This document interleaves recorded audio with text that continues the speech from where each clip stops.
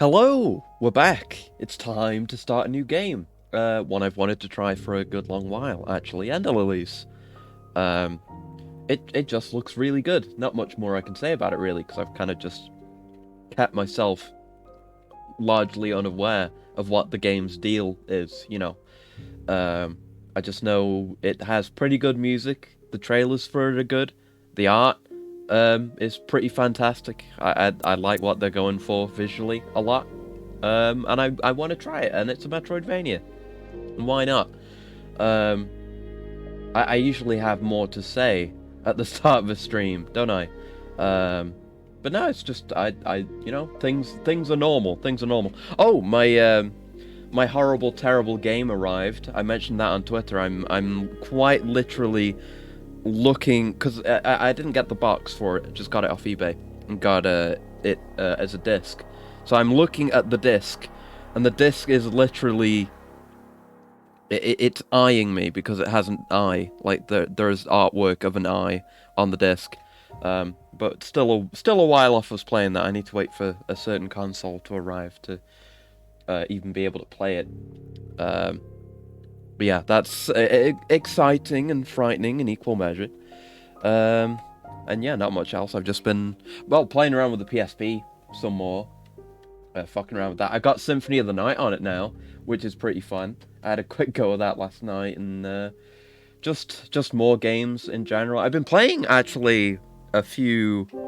Oh, and here's the opening sequence thing, or whatever you want to call this. I don't know. When you... opening video, when you leave the title screen too long. But yeah, there's a couple of Kamen Rider games. I mean, there's a few Kamen Rider games on the PSP.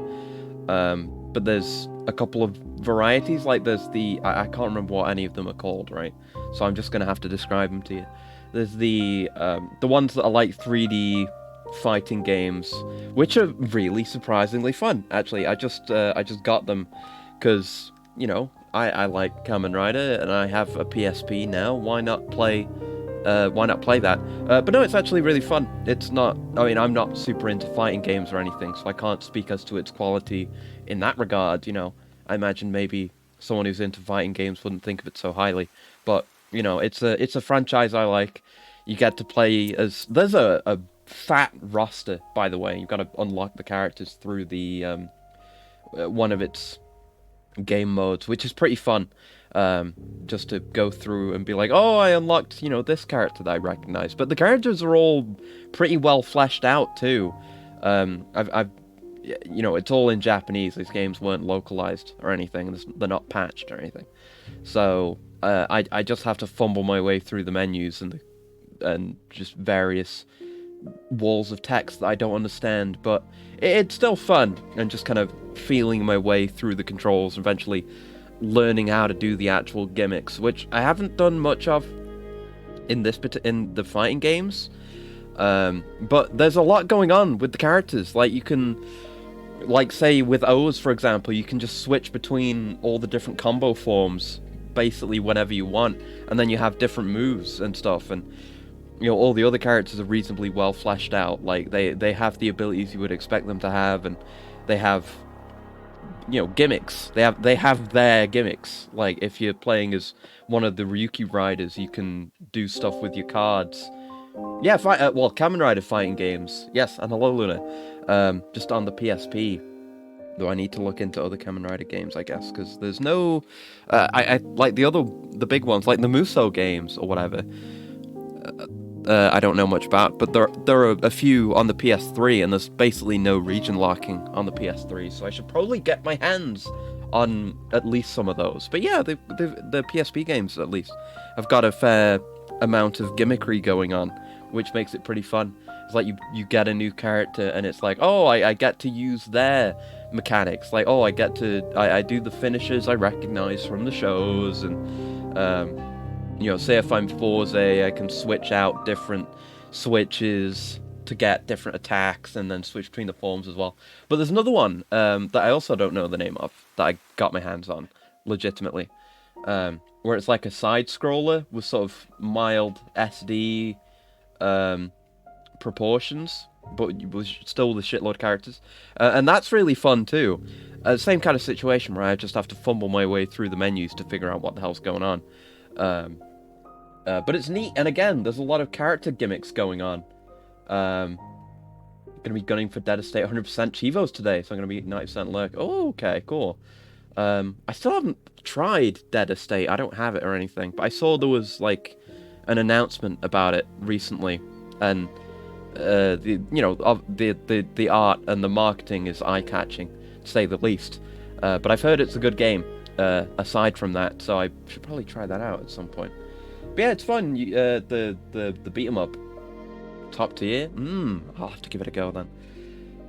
You just run across the stage, but you have your gimmicks, like I say, and it's just as fleshed out as the fighting game, really. Like, for example, with... I still haven't figured it out completely yet. Because in the fighting game, you can get into even stronger forms sometimes. Like, you can access a rider's stronger forms. I don't know how to do that yet, or at least for some characters you can. All the characters are basically different. But in the beat 'em up, the final forms or higher forms seems to be mostly in the like super moves that you can do when you fill up a meter. But there's still a lot of stuff you can do. Again, with O's, you can switch your combos. I think, because I played as O's in both, because I was curious how the metal switching would work. And in the beat 'em up, you can just switch between the combos. Whereas in the fighting game, you can switch out the medals individually. But I think it's... Yeah, in the fighting game... Yeah. The beat 'em up, you have all the color combos and the base O's combo. Whereas in the fighting game, you can switch out the medals individually, but you only get the red medals, the green medals, and the yellow medals. So you can only make 3 of the actual proper combos. But it's fun. Anyway, and the Lilies, let's play. Let's try it. I want to try. It is really cool. It's like, it's... I guess it's what it should be. I guess it's kind of like the JoJo fighting game. Like, I mean, there's Eyes of Heaven as well, which is more of a... not quite fighting game, but All-Star Battle. I have that. And it's more about being a... That's more about being a JoJo game for JoJo fans than it is about being a fighting game. Whereas these, it's more about being a Kamen Rider game than it is being a fighting game. So that works for me, because I don't really play fighting games at all. And hello, Era. Hello. Oh god. Things are happening. I don't know. We're a little girl. Become the little girl, finally. Time's finally here. Ooh. But look how good the art and the animation is. Like, that was a really good transitory animation between lying down and kneeling, and not only did she reorient herself, but she's also facing more towards camera now, and it was all done very smoothly for, what are 2D graphics. Whose dreams become true. Yeah! You seem to be awake. And none the worse for wear. Look at that. Good animation. Oh, did I frighten you? It's a cool night. Yeah, you can thank the priestess for my incorporeal form. Do you remember what fate befell this land? No. She tried hard to remember. It's cute. The JoJo game's really good for a unique fight. Just a shame the new one didn't have modern online. Yeah, that sucks. I never got the new one. I don't even remember the circumstances in which I got All-Star Battle, because I was following it and like waiting for the soundtrack to come out, and then it eventually got released in the West, and I guess I got my hands on it somehow, basically as soon as it came out. Played a little bit, but yeah, it's cool. I like fighters like that. Let us be rid of this place for now. Maybe best for you to see the state of things outside for yourself. Okay. Alright. Ooh! Oh, fuck. That looks really good. I knew we were... Speaking of JoJo, actually, I knew we were doing stand combat in this game, but I didn't know it would look that cool. Obviously cool animations, but also neat effects on it, too. Hell yeah. And, like, how she covers herself as our boy just goes hog wild with the sword. Oh boy. Oh boy, oh boy. Um, should get into inverse kinematics, procedural animation, 3D graphics programming. Yeah, that's also all really cool. And when done well, looks absolutely fantastic. I remember all that early stuff about inverse kinematics in Assassin's Creed and stuff. It's nice that that's a more regular thing now, because it's honestly impressive technology just applied really nicely. And it's a great fit for video games. That does a lot for immersion. Um, yeah, I wish I could make a game where you can literally edit body movements, fight with your own moves. I would like that. That would be sick. Something like, Toribash, that kind of thing, except it's more of a game and less of a simulator, or whatever you would call Toribash. And hello, Crystallizer! And thank you for the vocal system override. And it's a perfect one, actually. So let me do this one for you. Thank you very much. And hello, Bloating. From the moment I understood the weakness of my flesh, it disgusted me. I craved the strength and certainty of steel. I aspired to the purity of the blessed machine. Your kind cling to your flesh, as though it will not decay and fail you. One day, the crude biomass you call the temple will wither, and you will beg my kind to save you. But I am already saved, for the machine is immortal. Even in death, I serve the Omnissiah. That reminds me, I was thinking about getting Mechanicus during the sale, but I forgot. I really want to play that game. It seems really good. Thank you. Toribash, be one of those thugs in the forest fighting another football club. Yeah! Yeah, it'd be cool to have like an actual game structured around it, rather than... Well, I guess there are games like that. Like, I don't remember what they're called, but there's those Japanese wrestling, games where you have a lot of control over your movesets, but I don't know how much control you have. I think, aren't there games like that where you can make custom moves? But again, that's kind of not quite as much of a simulator as Toribash, but it's locked within an arena. I'm talking like a full-ass game. It's really fun. I know, I've seen a lot of gameplay of it. It does look really, really, really up my alley. And obviously, it's in a setting that I'm interested in. So hell yeah, I've definitely got to get around to it at some point. Be not afraid. Just wield your power as your my power is your own. You seem more than capable, but he's innocent.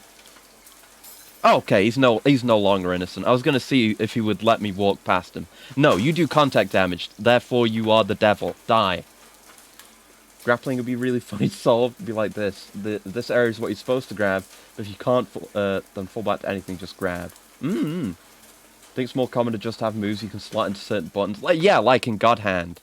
I guess that's a good in between. Like there is a game with a story and kind of a forward progression that's not a simulator and is ostensibly a full, complete game where you have a lot of control over your moveset. But in that case, yeah, you're slotting it into moves. And there's a few games like that, I guess. It would definitely be ambitious to make a proper game with Toribash levels of control.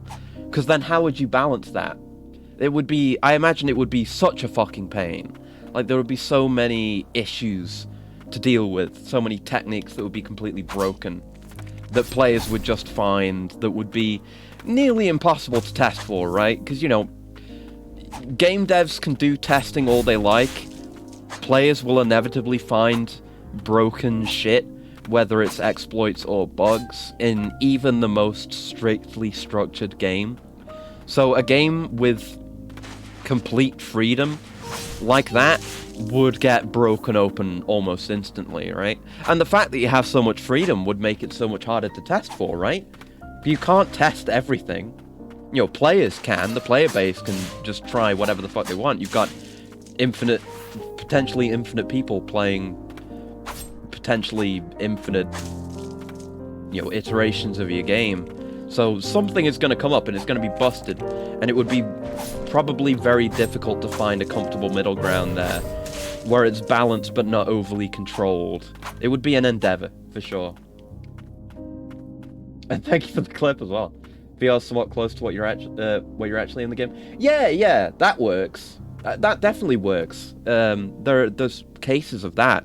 And I can definitely think of examples of more structured and less structured examples of the same kind of thing. Like, Until You Fall is a really good game, but you're intended to... Well, you have a few different weapons you can choose between, and, you make the swings of the weapons yourself, but you're intended to, like, hit, land hits in certain ways, block, dodge when the game tells you to, so it's more like a rhythm game.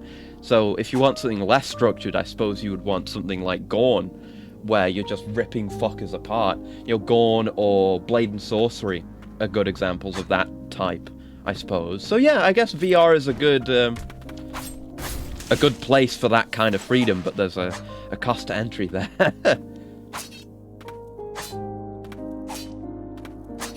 Can't believe I was sold in a game with a couple of hits on piano. Right. I hadn't heard much of the soundtrack. I just heard the music they had in the trailer. But yeah, this is a really good track, isn't it? Definitely not often these days either that you just get really strong piano tracks in a game. Like sometimes, maybe. Like Final Fantasy will do it, Kingdom Hearts will do it. Occasionally, here and there. But just a solid piano track, I appreciate. Could counter tackles by having a tackle triggered flying knee or sprawl or downward hammer fist. Yeah, damage stimulated. Yeah, that makes sense. Yeah, that's probably actually the best way to approach it, because you just kind of build a sandbox within which there are rules and limitations. Obviously, if it's like Torabash, you can only move a certain amount in a certain amount of time, obviously.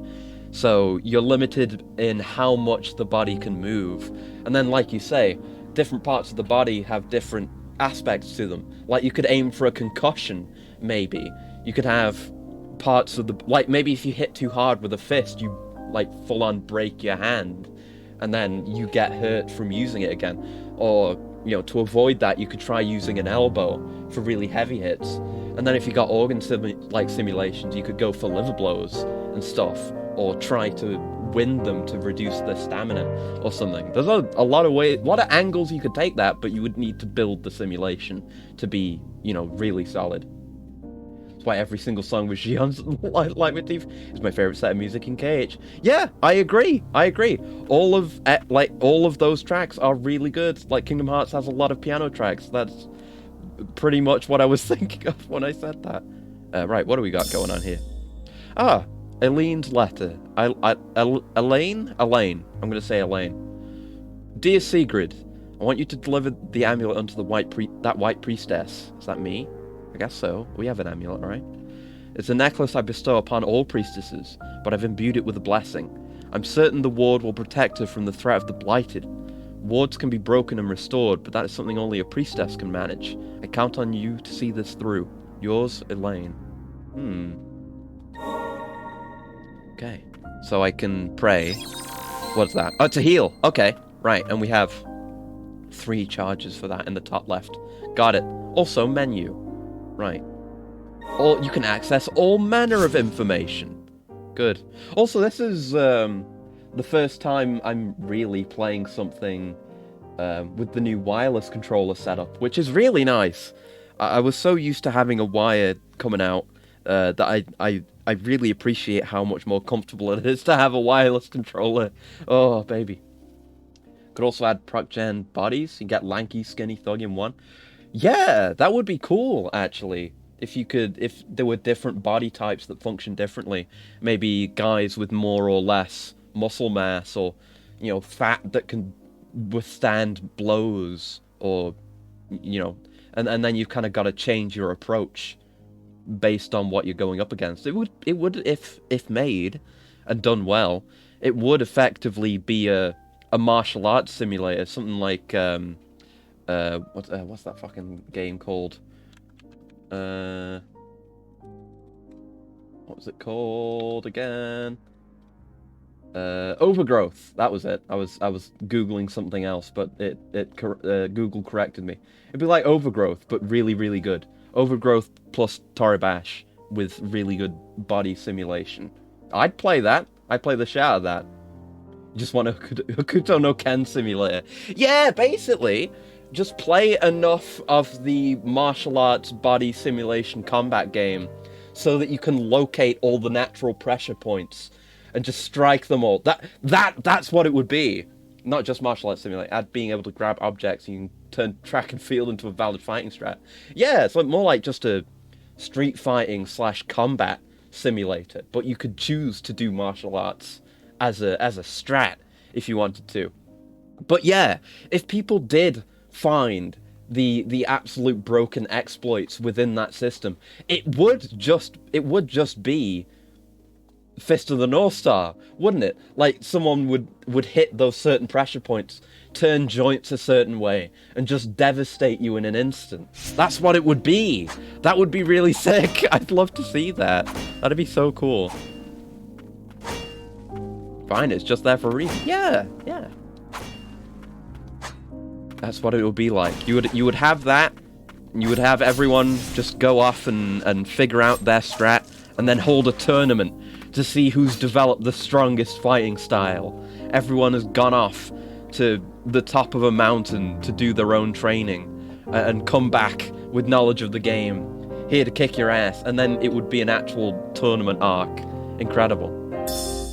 On the Blighted 1. Ironically making me hype for the Ryuga Gotoku Studios game marathon. Yep, I've got to start that soon. I don't know. Maybe soon. I want to do it before it has been a year since I said I was going to do it, and that'll be in March. So I really need to get started, but I do want to do that soon. Especially, I've been thinking about it more because I've got the PSP now, and I've got the English patched versions of the Kurohyo games on there now. So I'm going to play them on that, assuming I can. But that'll be pretty fun. Want to do an engine of its own so I can optimize tools nicely so it runs on potato. Yeah, that'll be good. As the mind, body, and soul of those afflicted with the blight is consumed, rot spreads throughout. This rot possesses superb regenerative properties, granting undying flesh. The link between mind and body is cut in time, and the host is driven purely by the wrath of the blight. So they go hollow. I get it. I understand, yes.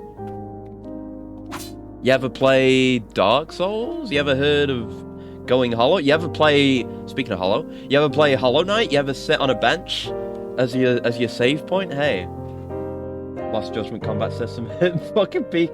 I'm looking forward to it, but it's going to take me so long to get there, given that I want to do everything in every game. But I've seen bits of Judgment and Lost Judgment's combat styles and mechanics. It does look interesting. I'm very excited to get there eventually. Yeah, respites act as checkpoints. Resting will restore your HP, along with spirit and prayer uses. Resting will call forth all defeated blighted to walk the land once more. Right, yeah, I know. I've played these games.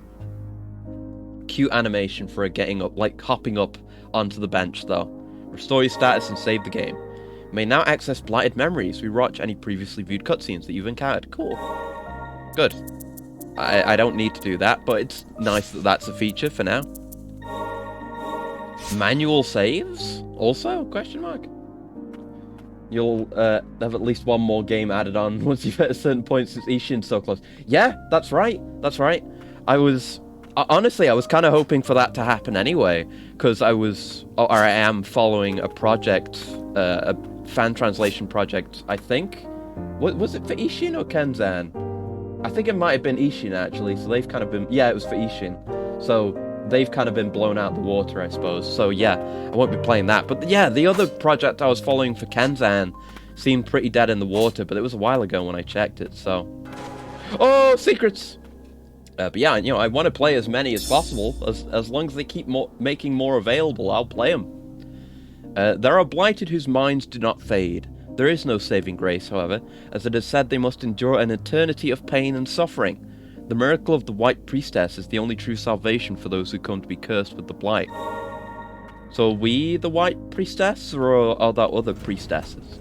Well, that other note we read about the amulet said something about there being other priestesses, and the amulet is something that's bestowed upon all of them. But are there multiple priestesses at a time, or is it just one at a time, or... Who knows? Oh god, I gotta learn my iframes. Here we go. I'm but a weak and frail little girl. I can't be tanking hits. Gotta use my stand-up power to come out on top. Oh, damn it. Okay, good. Hey, up.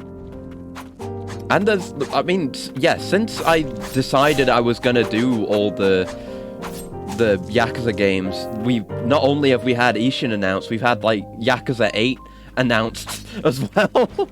It never ends. It never fucking ends, does it?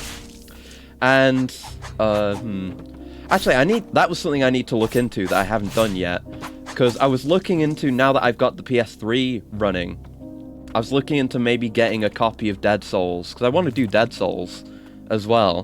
But I don't know, maybe I can get that digitally? I'm not sure. That's what I need to look into, because I looked at copies on eBay, and it's fairly expensive. I'm not sure I'm willing to spend that much money on fucking Yakuza Dead Souls.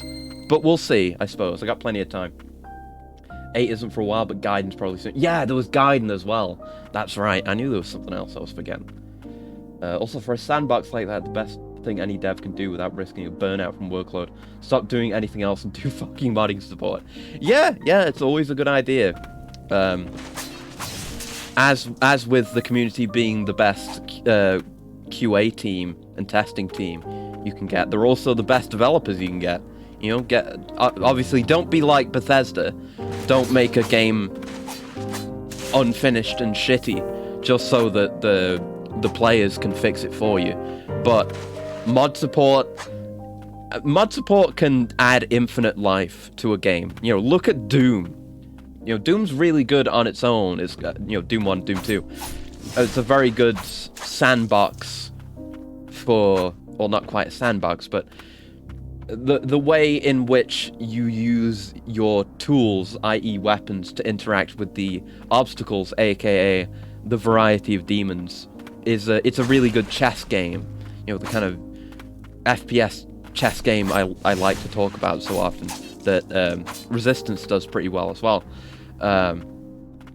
That stands really well on its own, and it works so well that, you know, people can make their own levels, and the formula still works because it's well balanced. But then you get, you know, additional potential on top of that with total conversion mods and so on. That, you know, Doom has probably the biggest, longest lived modding community of all time, and it's still going strong. Because hell yeah, it's fun as fuck. Alright, fucking worms, eat shit, die. People could turn it into a football hooligan game with mass brawls on any map, to a roguelike and fucking Absolver, but better. It's funny you mention football hooligan game, because I just watched. Was it? Hold on. Wait a minute, because I wanted to talk about this anyway. So thank you for reminding me. Am I having a brain fart? No, I'm not. I was, well, for some reason I was way late on watching Snakera's video on Hooligans, which is the football Hooligans game. I've talked about Snakera before. You should go watch their videos. He's one of the reasons why I decided to do everything in every Yakuza game, because that's what a lot of his videos are about. They're very, very good. I recommend you watch those. But I was just almost finished with watching his Saints Row remake or reboot game video today, and that was really good. A lot of it's the kind of guy I want to be like when it comes to just thinking about games and observing games and completing games. So yeah, go watch those videos. They're very good. Yeah, that Hooligans anyway is a hella goofy ass game, but interesting. That's what I like. Part of what I like about watching Snakera's videos is he just often just goes on about games I never would have heard about otherwise, like the like Brigand Uwaka and other shit, and White Gold, that whole trilogy. I think White Gold was the second one, right? I don't remember what the other ones were called, but yeah, those are good videos. It's just interesting. Like very extremely in-depth deep dives into games you never would have heard about otherwise, and also extreme deep dives into all the Yakuza games. It's great. Ooh, Item amulet fragment, max HP plus 5. Part of an amulet worn by a white priestess. Tiny shattered fragment still glows with a faint light. Okay, so is that a... Can we equip stuff here? No, that's like locked in. I assume that's like an equipable thing, like a ring or some such. If you make such a lasting engine, people start making games even years later. Yeah, Iron Fury with the build engine. Hell yeah, that is a great example. But yeah, build engine's so fucking good though. That does speak to how fucking good build engine is. Like, from what I've heard, it's very hard to make a game in build engine, hence why the expansion is still not finished.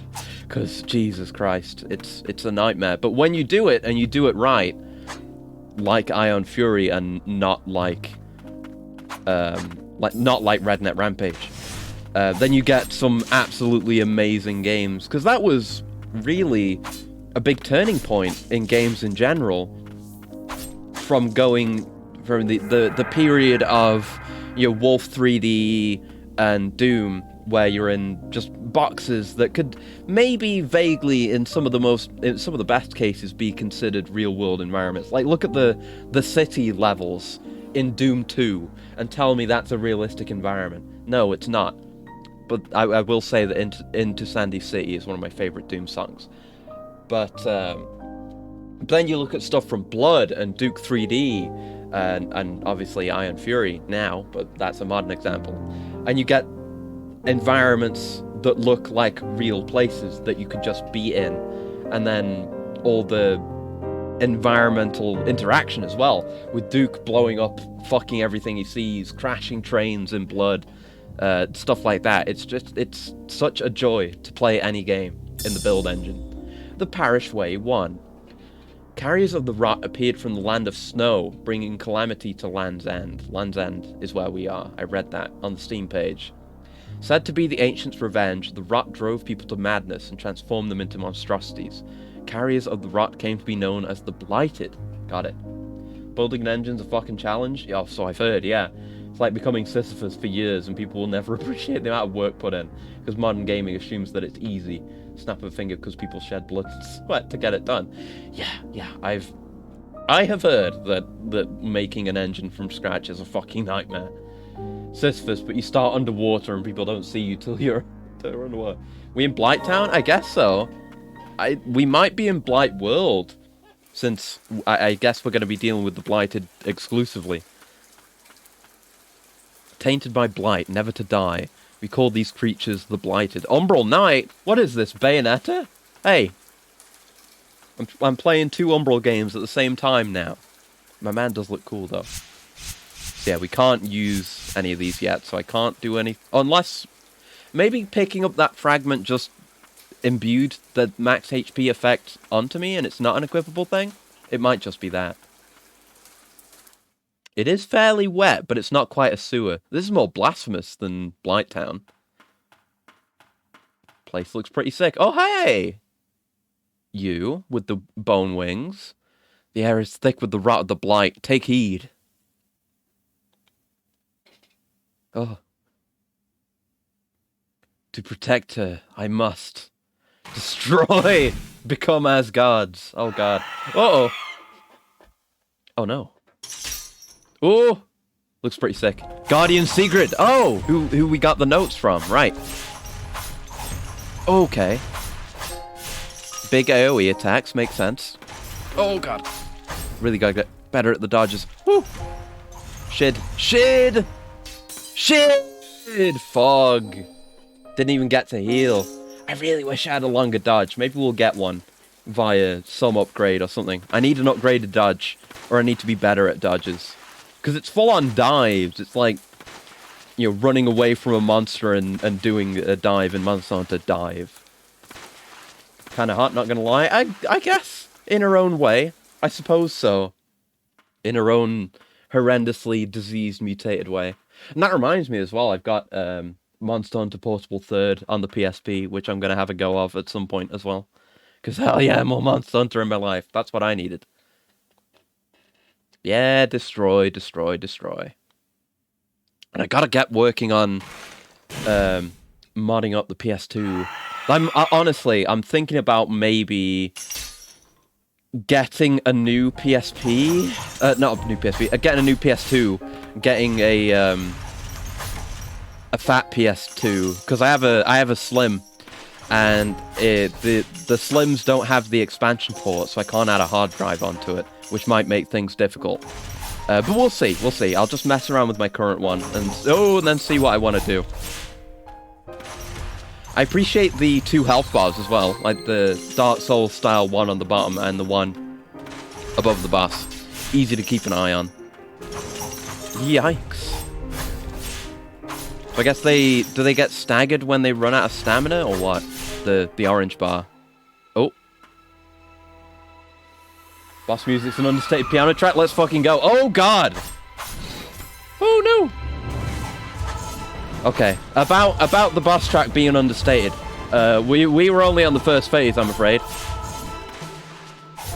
Okay, we're fine. They've got like enemies have a good flash when they're about to do an attack. I appreciate obvious visual tells like that. It's good when I need to be, looking all over the screen now and then. Okay, yeah. Emptying that gauge causes a stagger. I appreciate stamina and stagger mechanics. Let's pray. Ow. Hey, there we go. Yeah, dynamic music. And it's a damn good track, too.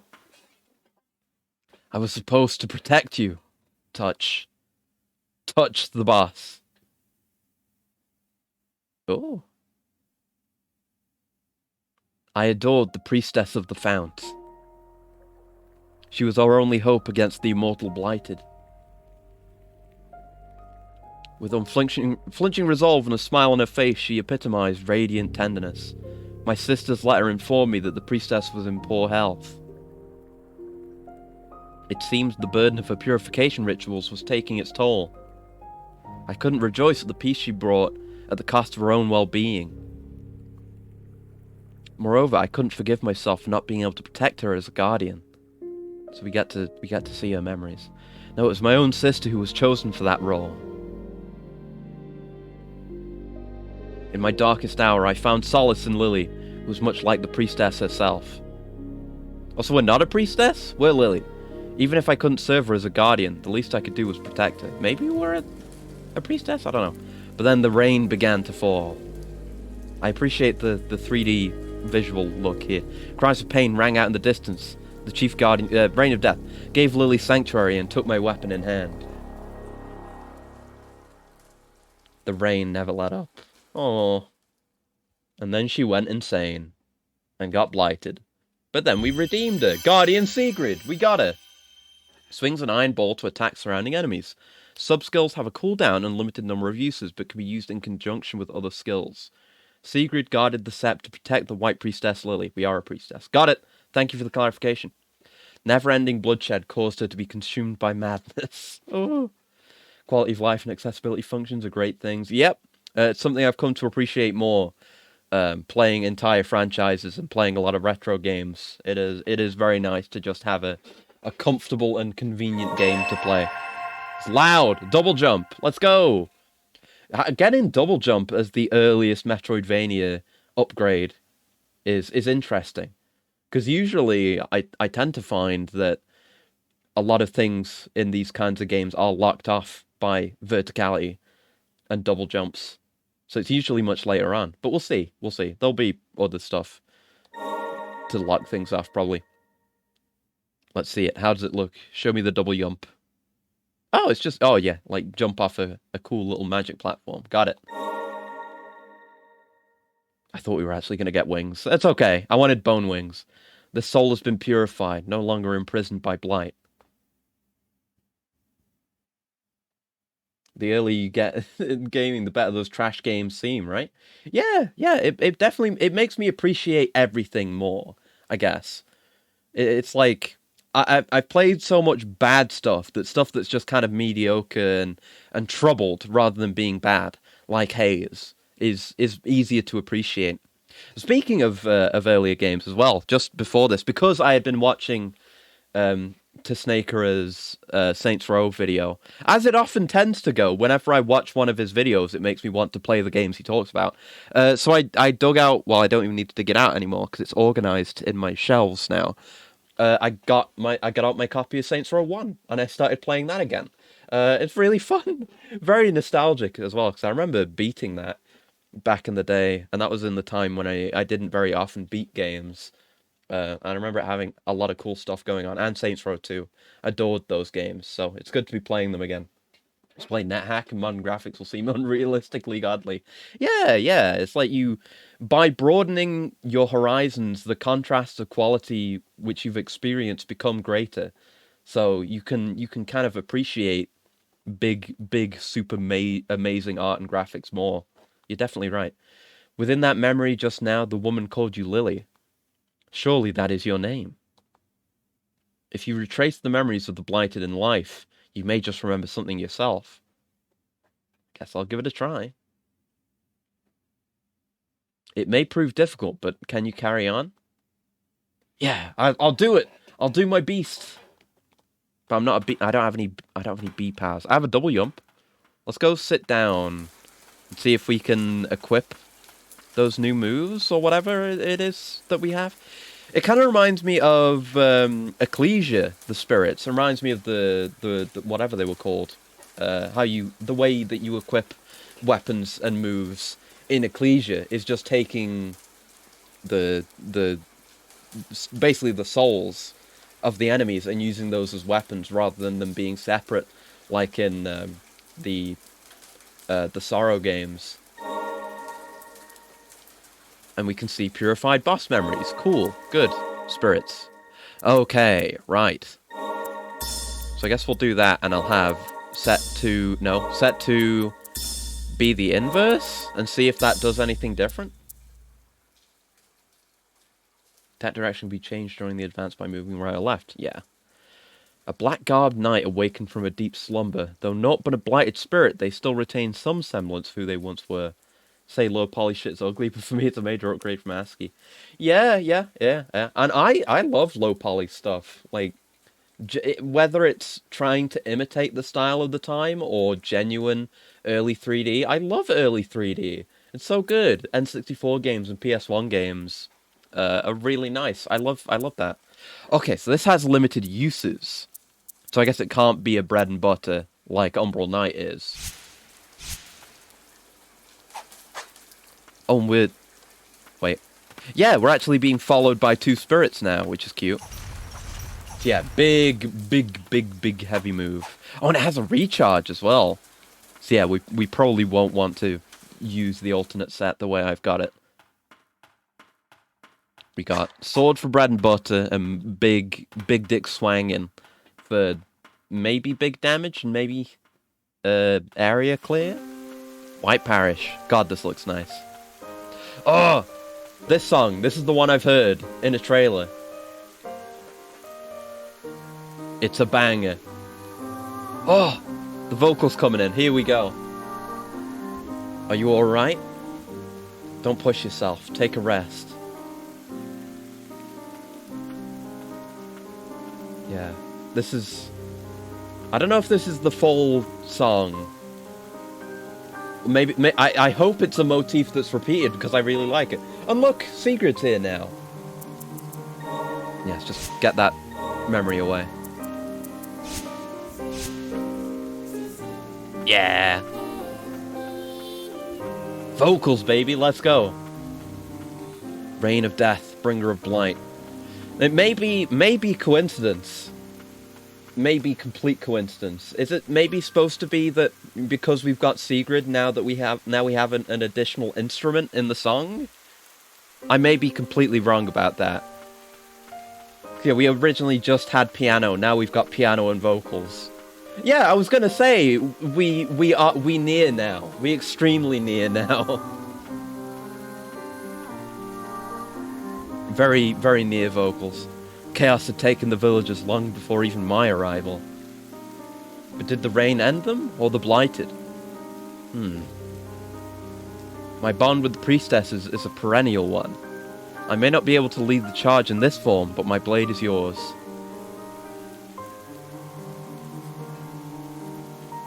Don't look so surprised. You think me the sort of wretch to leave a child out in this horrid rain? What a cool guy. Approaching automata, near. Yeah. Let us trudge on.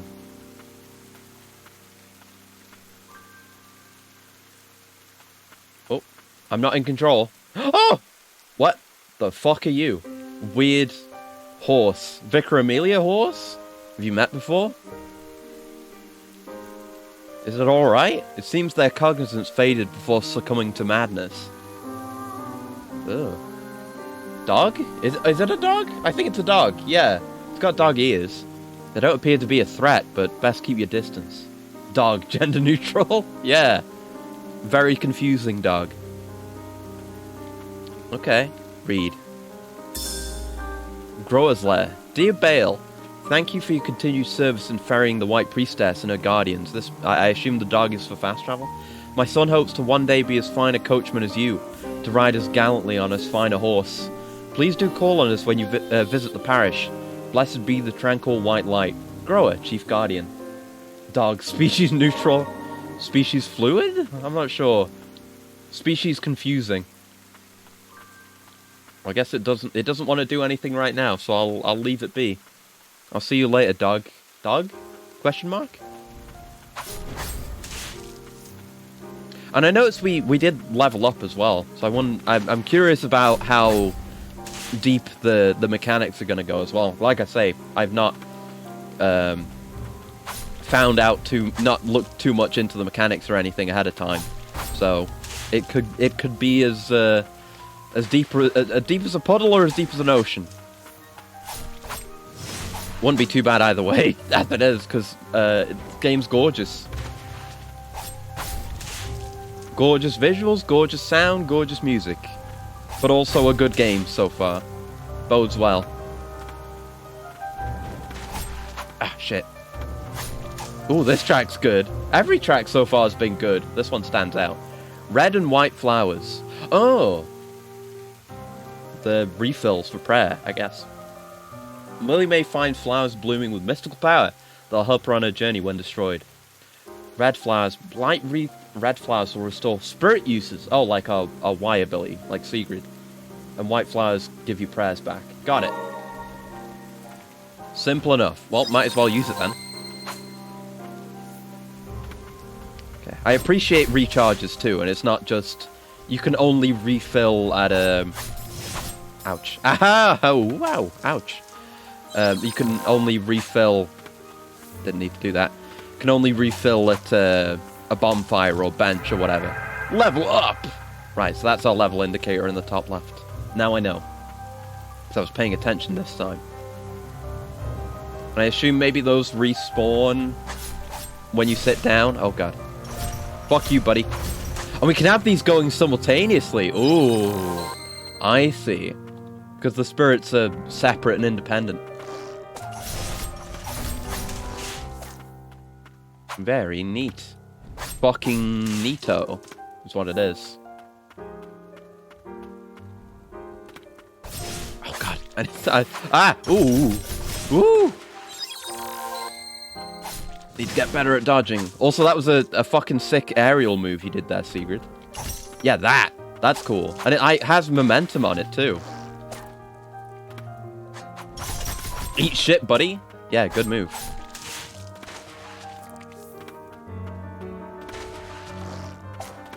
Damn it. Contact damage. Sons of bitches. Thanks for the prayer, though. Hup, hup. There we go. Narrowly avoided the contact damage. Dog, creature neutral. Extremely creature neutral. Strange. Oh, God. Oh, Jesus. Yeah, that move would be good. Oh, God, I've perished. I fell into the pit of worms. Died. Oh, thanks for the robuddy, Luna. 1 second. Let me summon up a lad. 2 lads. 2 whole lads. Alright, let's have the... I think we'll have the Roomba and we'll have our boy Oakpot. There he is.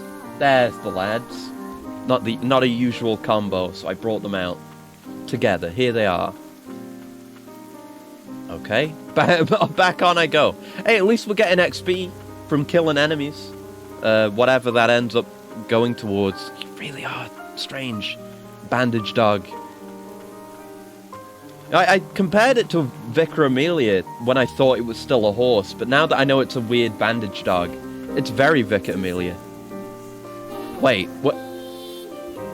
I'm trying to understand what I'm seeing. I'm trying to take a closer look.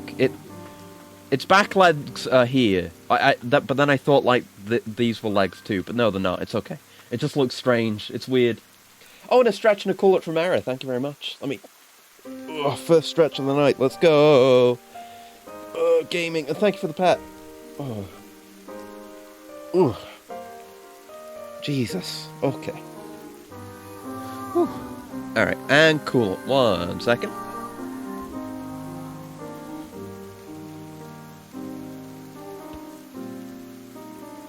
It's got a cloth over its face. It might be an actual horse. Maybe we'll get to see it in motion at some point, and we'll be able to figure it out, because it's hard to make out the detail. I'm trying to see if it's got hooves or paws, but you can't really tell right now, can you? Like the face... It's hard to say. The face seems maybe kind of short for a horse, but it could have a fucked up face, or it could just be the bandages obscuring it. So I have no idea. We'll have to find out. It's going to have to remain a continuing mystery for now, whether it's a horse or not. Bop, bop. Thanks for the XP, chump.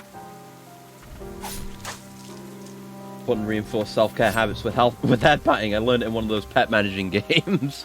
Oh, good. I'm glad I'm just being treated as a pet. That's okay. I guess it's better than being treated without care. So I can't really complain, can I?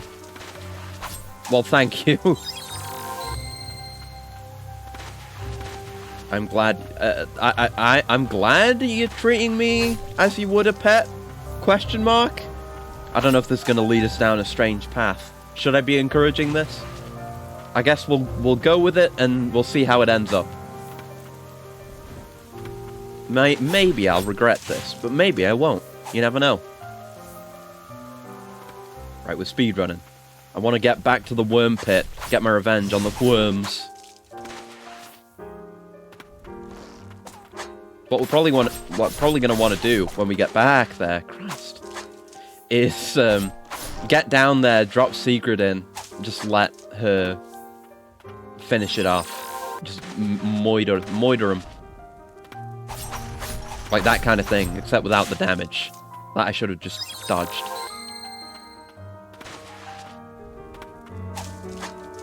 Where the worms? Hey! Perish. Where the worms at? You're not worms. You're a man. I mean, I could call you a worm, but really that would only be metaphorical. That worm decided to do a yump. Oh, fuck. That's agony. You know, accidentally diving into a guy because I'm trying to dodge his ranged attack. Maybe I should dodge in the opposite direction in cases like that. Okay, worm pit. Here we are. Get done in. Okay. Took a bit of damage, but... There we go. It's nice to have your moves not be strictly tied to your characters. You can just leave your moves out. That looks like a ground pound target. You see this shit? Extremely submissive and ground poundable. I see it. Better than how some humans treat other humans. But in all seriousness, I respect you and want you not ending up in bad shape. Well, thank you. Thank you. It's very kind of you. There we go. Get doinked. I'm almost leveled up again. So cold. Where are you, mother? Oh no. Ow. Didn't even get in the pit. There's unnecessary damage. I don't like being in the worm mosh pit, but I need to do the damage. And I want the XP, damn it. Right, what's going on over here, mommy? Sorry, mommy. Sorry, mommy. Oh, Cliffside Hamlet Youth. Oh, shit. Alright, I was just trying to hang out and be a friend. Oh. Alright, that's how it had to go. Unfortunate. It's not how I wanted it to be. This pain, it's unbearable. Sus indeed. Purify. Hey, I'm purifying your soul. Don't worry about me beating you to death. Well, I didn't beat you to death. My friends beat you to death. It's different. Oh, and this is just a spirit. So we can get spirits from mini-bosses, not just major things. Performs an arced leap and lands with enough force to scatter and damage surrounding enemies. Is that the ground pound? Separated from his mother in the midst of a terrible storm, the boy set off for the White Parish in search of help. He never arrived. Oh, sad. And we can't equip these, can we? No, we can't equip these now. So maybe that's a ground pound? Oh, yeah, they're categorized separately. See? Umbral Knight is a main skill, whereas Guardian Sigrid and Hamlet Youth are both orange and categorized as a sub-skill. So we can figure out what is what at a glance. That's nice. Get wormed. No, I don't get wormed. I'm deworming you. Get dewormed. Fucker. Alright, give me a bench. I want to equip my youth. My youth soul. So I guess if we have him equipped, he'll also appear alongside our other spirits here. And will, manifest if we stay still for long enough. That's nice. I did think that would only be for... We'd only get a few of those, and it would just be for major bosses. Still don't know how many there are. Hold, something approaches. Oh? Oh, it's you! That's a horse. See, now we can see the legs. Now we know. It's a horse. Rather, it follows. I sense no clear mind. It seems to be drawn by your amulet. It's got a really fucked up back, too. It's got an exposed spine. Give me a bench, bud. I need to lift. Yeah, baby. Lightweight, baby. Woo! Yeah, that is a fucked up horse. Horses are already fucked up because they have to stand on weird pseudo nails. It's like they're standing on their toes all the time. Horses are horrendous. Perhaps they were once in service to a white priestess. Is their desire to assist us? You priestesses are a rare breed. Alright, friend horse. Still just chilling. Maybe we can get him cleaned up. Can we get him a bath? Get him reshoed, maybe? Imagine those legs. What do you mean? The freaky legs. Horses. Ugh. Okay, now we can teleport to any of our benches. Good. Uma Musume exists for a reason. Uma Musume is different. They're anthropomorphized. That's different. Regular horses are nightmares. It is the result of dark sorcery that we've ended up with Uma Musume and fuckable horses. Real horses aren't like that. It's different. And they'll just kick you to death anyway. Anyway, spirits. Please ignore that I said fuckable horses. I shouldn't have said it again. Right. Equipped. Oh yeah, he's there now. That's nice. Good for you, Cliffside Hamlet Youth. And every time I think about Uma Musume now, because I've never really consumed any of it or anything. I don't know much about Uma Musume. But I think of that one artist on a particular Japanese-centric art website who was making Uma Musume porn. And people were like, no, the guidelines say you can't do this. And then he was just like, no. I don't remember exactly what he said, but it was always hilarious to me whenever I look back on it. The Yakuza will be looking for you now. No! What? He said something about sexy horses being a human right. That was it. I remember. Okay, that's maybe a ground pound. Let's head back and see if we can crack open that obvious ground pound target with this lad. No need to jump in the worm pits anymore. Not that there was necessarily, anyway. No! Unless we need to do it from up there. Could be. Advanced ground pound strats? Or maybe it's just an attack. Oh, he's even better for clearing the holes as well. Very good shit, Hamlet Youth. If you want to do anything naughty with anthropomorphized animals, then you're a zoophile. The ATF will shoot your GF. Oh no!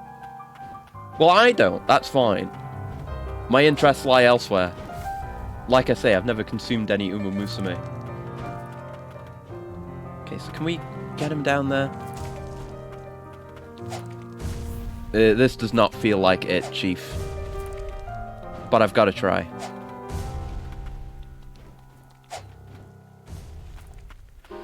Yeah, it's seeming like a no. Oh well.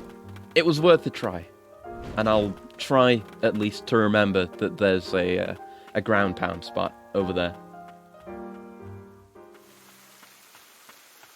But yeah, that those few Pixiv comments will always crack me up. That's my only exposure to Uma Musume at all. Alright, let's go. Squad, we got a whole ass team of spirits. Goodies? Oh, we can swim, but we can't go down. It's like, isn't this how Alucard starts out in Symphony? Like floating on water, not being able to go down, or something like that. Consumed Uma Musume, but I also watch people run on Olympics and stuff. I guess that makes sense. Because it's about horse racing. It makes sense, I guess. I don't know if I'll ever get around to consuming it. What a deep forest! And almost entirely submerged. Okay, now we blight town. Oh, God!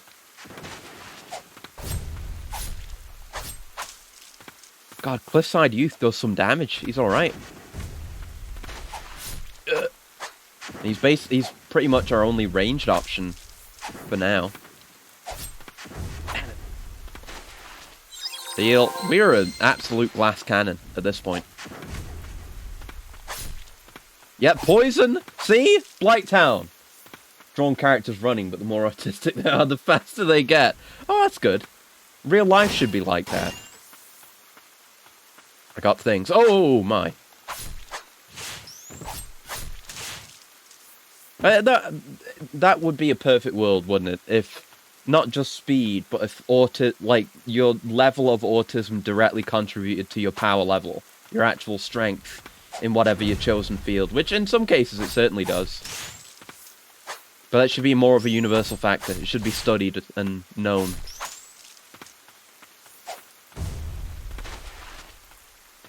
Oh, I kind of wanted to slide under that gap, but no. Then she'd be horribly stuck. Witches thicket! Thick witches? Hung clowns? Pegging hung clowns? No. Just thick witches, it's fine. This is very witch music as well.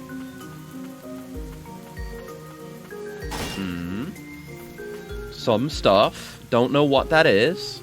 Still. Oh, shit. Oh, God.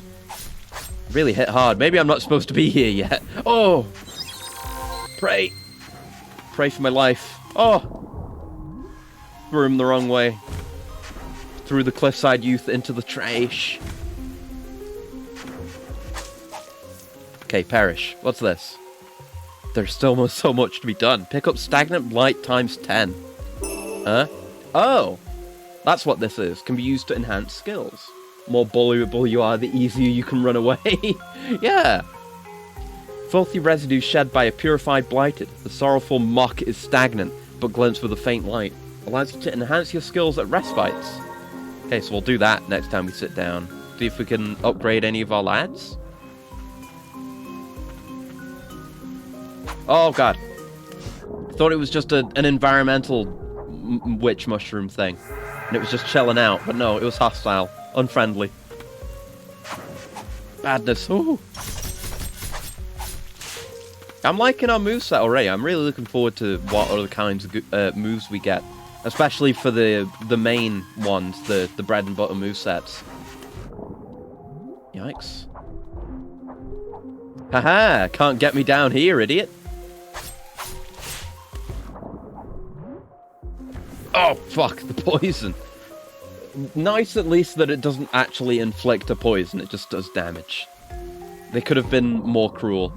They chose not to.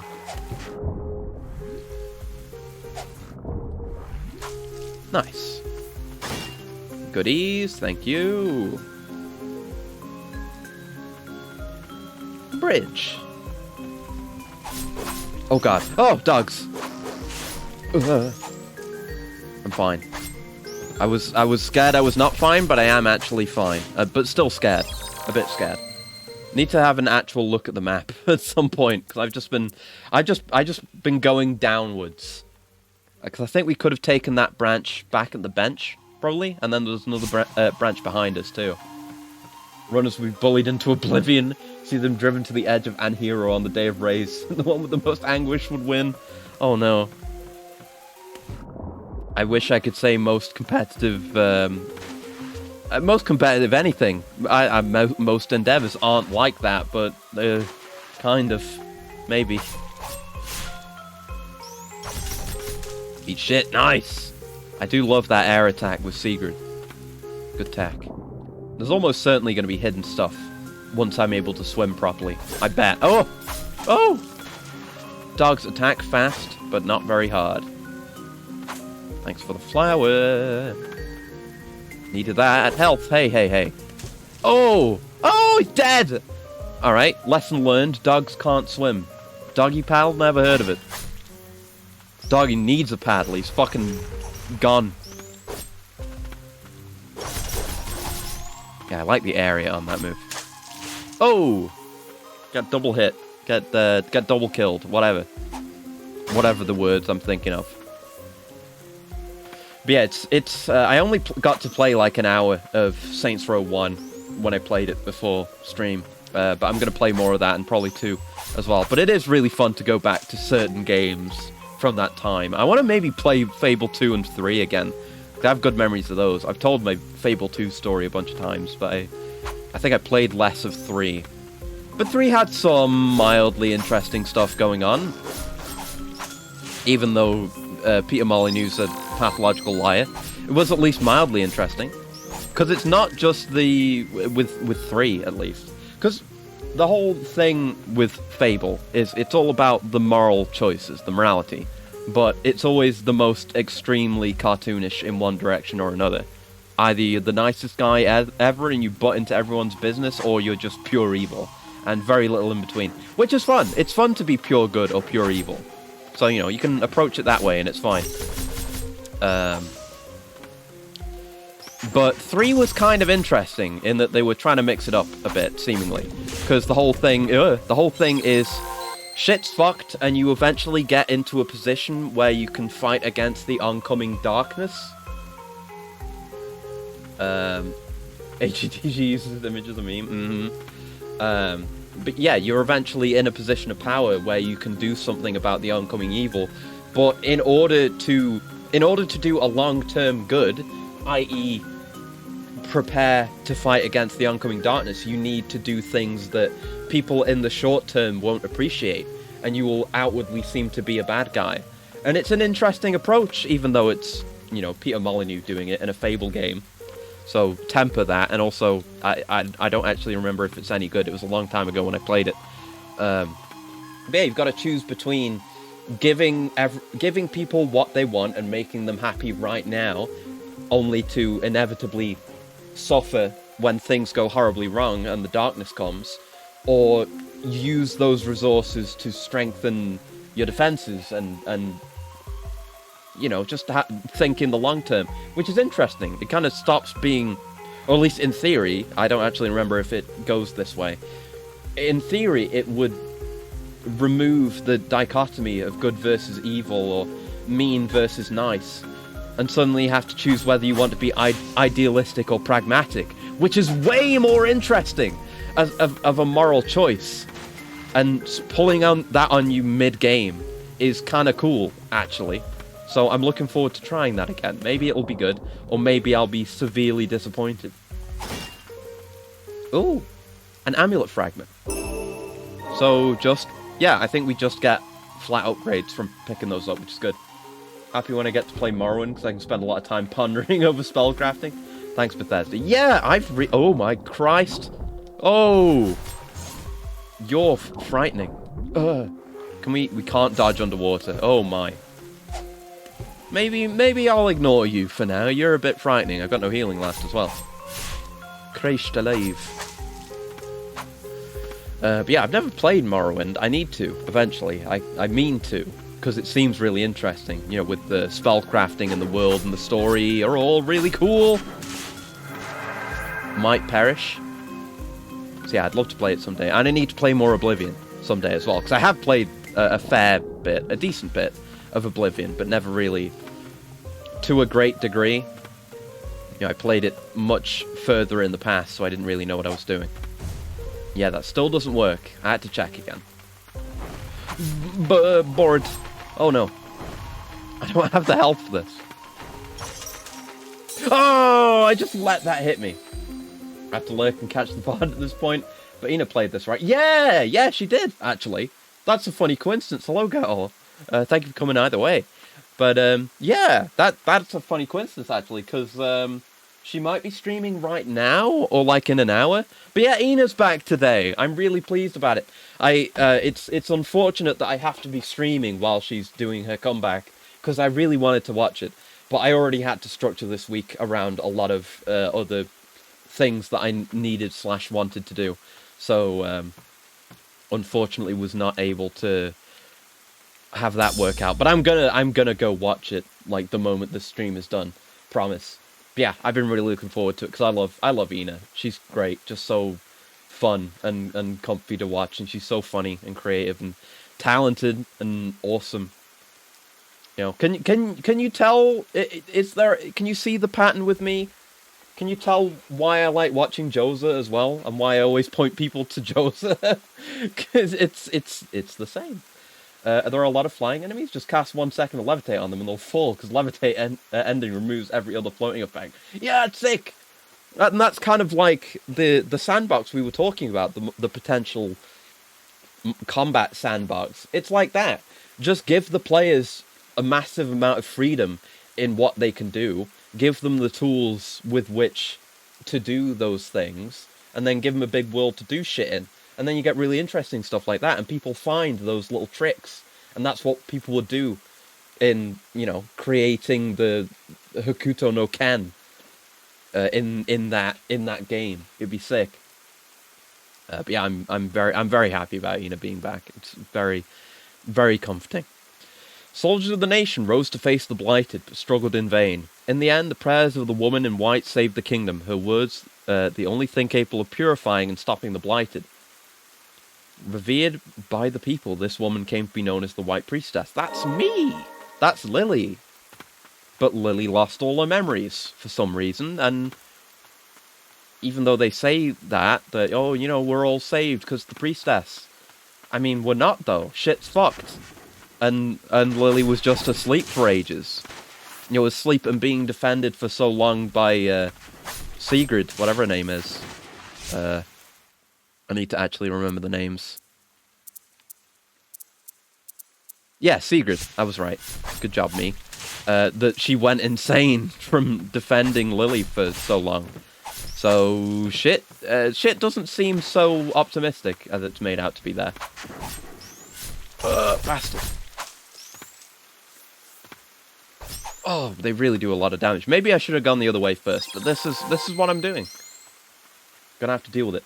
Also, game-breaking amount of gymnastics will let you fast travel across the world in real time by jumping. Yes, I've seen that. I've seen people do that. It's hilarious. Oh, getting roasted. There you go. Oh, God. Oh, fuck. I didn't notice the poison cloud. God damn it. Well, now, I should have done this last time, but now we're at a bench. Let us see if we can upgrade stuff. That could help.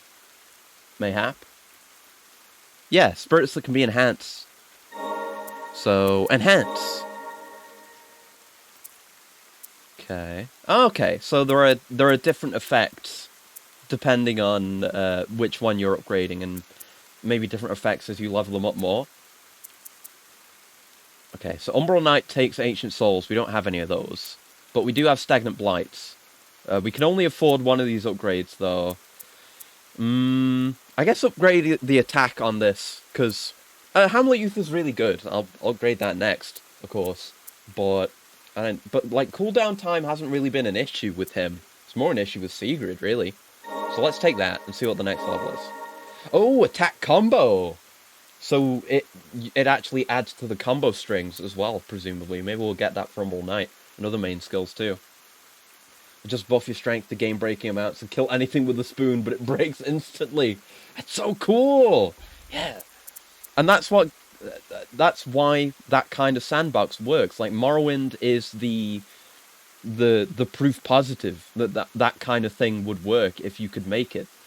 Because people will just find incredibly strange niches with which to play around with, and then they can come back to the game, play it all the way through again, and do it completely differently, have a completely different experience. That's part of the quality. Love Noita for the same reason. Yeah, I need to get back to Noita, and eventually maybe become good at it. No promises, though. I've never gotten very far in Noita, and I only have the barest understanding of spellcrafting in that game. Like, I installed a workshop. I think it was on the workshop. Does Noita have workshop support? I think it does. But yeah, I installed a thing that was like a spell crafting tutorial series, and had a bit of a go of that, and that helped a bit in that I kind of learned how spell crafting is supposed to work, and well, wand crafting, and how you're supposed to do that. Go in, Sigrid. Oh god, no, don't go in that hard. Owned. Bop, bop. Alright, good combo. Yeah, I still have the barest understanding of it, but it's very cool. And I've seen what better players can do with the required knowledge and experience and a good run. I've seen some absolutely insano ones, and I've seen people, you know, cross into parallel dimensions and exploit them for all they're worth. I do hope to get to that level with Noita someday. It's such an interesting game. And another really good example of the sandbox game. Because I was saying recently, because I was playing Crackdown 1 again, and that's kind of the more common sandbox game. But there aren't really games like that anymore, but there definitely are still sandbox games in that sense, like Noita. So I guess we're okay in that sense. It's not completely lost art. And speaking of Crackdown, I beat it. Like I did beat it. I murdered all of the gangs and then got the ending cutscene where the agency's actually evil. That was really fun. And then I played a bit of Crackdown 2. And that game's nowhere near as good as I remember it being. I guess there's a reason why I remembered Crackdown 1 more than Crackdown 2. But it's just weird. I need to play more of it to get a better understanding of it. But you've got, like, the agency director guy in your ear all the time being like, oh, it looks like you've earned yourself an achievement, agent. And it's like, oh, shut up. I already know I'm getting achievements. I'm fine with achievements, but stop rattling on about it. It's annoying. And it's... I wish it was better, but I'll play it more and come to a more solid conclusion on it. But it's kind of weird. Like, Crackdown 1, at least with my most recent playthrough of it, oh god, I barely leveled up driving, because there's basically no reason to drive, and you can't, like, call in your cars. You can only go back to the agency HQ and get one of the agency cars from there, unless you're using cheats, which I wasn't. But I guess Crackdown 2 is better about that, because there's a bunch of spawn points all around where you can change out your gear and summon in new weapons instead of just changing out gear, which is nice. But it doesn't have the same soul Crackdown 2. It's weird. I kind of maybe glossed over it in my mind, because Crackdown 1's so good, and Crackdown 3 was so bad. Like, really bad when I played it. Yeah, one of my first wins came from getting electricity, explosion immunity, and a 1 with water trail, accelerating homing, and 3 multicast for tri-shots, aka flooding ones, and also breathless. Yeah, it sounds pretty good. And I love Tower Shield. Thank you for the row, buddy. Let me bring in a lad. Let's have the Wiggly. Bring the Wiggly in, because this game's soundtrack is so fucking good. It's not even the kind of very good soundtrack that I usually focus on or hear about. It's just very good, understated tracks.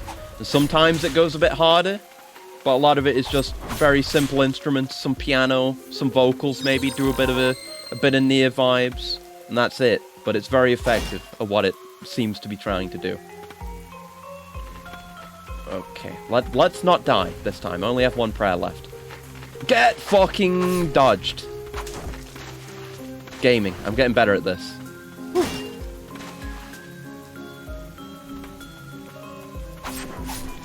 yeah, player freedom is always a good thing, but of course it's always going to be difficult to build a sandbox that allows for a lot of player freedom, because you need to create the systems that allow it to even exist. I've seen this flower before. But when you do, it's some of the best gameplay experience you can really have. Shoot the one 3 times, you basically get the scene from Doctor Who where the Thames is drained on aliens in the core of the Earth. Yeah! Sick! It's a nice bench, also. We can't enhance anything, can we? It's... Stagnant Blight. We did pick up some of. We've got a lot of different resources that look very similar to one another here. I don't know what that middle currency is that we have 6 of, but it looks similar to the other things. But I'll figure it out.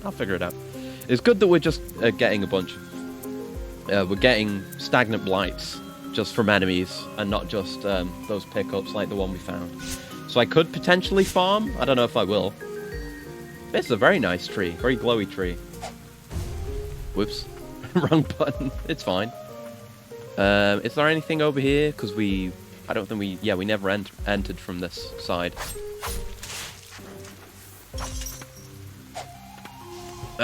Come on. Just got enough range. If we get a range upgrade for Cliffside Youth, that'd be really good. God damn it. But I need to face the right way. I'm trying to do like movement tech. Okay, anything going on, or is it just lads? It might just be lads, and that's okay. Because lads are experienced at the end of the day. Up. Fair bit of experience as well. We're, level 7 now. Oh, that's... Yeah, where that fucker is. No. Then I had the witch on the toaster for that scene. Don't just get simple asphyxiation tag, but also electric torture. Yeah, I appreciate the amount of ways in which you can defile the Geneva Conventions in that game. And it's like I say, with Morrowind, it's the same kind of thing. There are so many different approaches you can take, so many different builds you can do, which is nice. Which kind of reminds me of Slay the Spire as well, which I still need to play some more of, but been enjoying that. That's the same kind of thing, where you build a certain way. It's about player freedom. Geneva's suggestion, yeah. The Geneva joke, one might say. The Geneva idea. The Geneva theory. The Coven Handbook. The Coven is a place for sorcerers who seek deeper knowledge of magic. Ooh, and the Abyss, that's me. We help the jointly established White Parish and aid in blighted eradication when needed. You must meet the approval of multiple sorcerers to join. Researching forbidden arts such as the magic of the ancients, wielding a weapon in the tower, and leaking intel to other nations are prohibited. Wielding a weapon in the tower and leaking intel I understand, but forbidden magic, you can't just forbid magic and expect me to not look into it. It might just end up being that forbidden magic is what got us into this situation, in which case understandable, but if I can actually wield forbidden magic for myself, then I 100% will. These water effects in the foreground are really nice, by the way. There's the reflections, a bunch of screen effects, like this very subtle fog, the rain. There's a lot going on. It's very, very nice. Geneva guidelines. Yeah. Always pick Prism for memes. I've still barely played any. Path Forward may be flooded, but we must go on. It's my first deck builder, my first card game that I've enjoyed, and my first deck builder. But I'm enjoying it a lot. It's good fun. I've only played a few runs, and I haven't won any yet, obviously, because I'm very inexperienced. But I've only played as Ironclad so far. But all the characters seem pretty cool, what I've seen of them. I've seen other people play. And that's what I mean. I appreciate the potential for build variety. Like with Ironclad alone, you could do all sorts of things. You could go very aggressive. You could get a bunch of strike moves for Perfected Strike. You could go for block, and there's a bunch of moves that work well with block, like give you block and give you card draw, and then do body slam to do mega damage. I did a run like that. It was pretty fun. It was great. I'm a modern gamer. I like me some slim infinite decks. Yeah. I'm understanding that as well, because I've kind of seen and listened to other people playing, so I understand. Like, past me would not think about it. and would make a horribly clogged up deck. But I probably would ultimately realize that that is a problem. But yeah, I do really appreciate how powerful a slim deck can be, because you so quickly go through your entire hand, and as long as the cards that you have are effective, then you can quickly cycle back around to the start of that hand again, and just get all the cards all over again. And, rather than being reliant on a shitload of cards, having one that's really slim and effective is a really good way of going about it. Thunderclap and 2 drop kicks, my beloved. And yeah, I've had a brief look at the workshop for Slay the Spire as well. Not installed any yet, of course. I'm inexperienced, and you gotta have the vanilla experience before you can mod. That's my approach to modding these days. But yeah, I've seen there's a bunch of interesting stuff between just reskins, quality of life stuff, and actual new characters, new cards, new mechanics, all sorts of stuff. So hopefully a lot of playtime in that game for me. I'm looking forward to getting into it. And then maybe one day I won't say that I hate card games. I still kind of do. I like deck builders, I guess, because it's interesting. It still feels like I have like a strong deal of agency. Like a regular card game, I'm thinking like Yu-Gi-Oh! Or whatever. You build your hand over a very long period, and you, I guess, fight against other people, and you just kind of playing cards that are more abstract. Like, they're abstractions. Like, oh, I'm summoning a monster, but ultimately I'm just putting a card down. But Slay the Spire, it's like your cards represent actions. They're abstracted in that sense, which I appreciate. So maybe I'll like deck builders more. Oh, it's a Mimish! A Mimish! Oh, motherfucking Mimish. Oh! Jesus.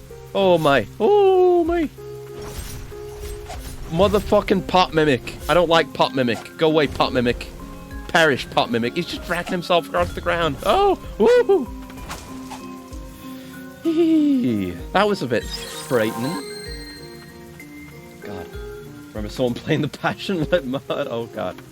Love Defect. Defect seems cool. Defect seems right up my alley. On top of just, because it's a robot. Does seem to have cool mechanics that I managed to mostly figure out just by watching someone play him. Fungal Sorcerer, I want you. Give me a soul. Damn it. Okay, we got range. Don't rush in.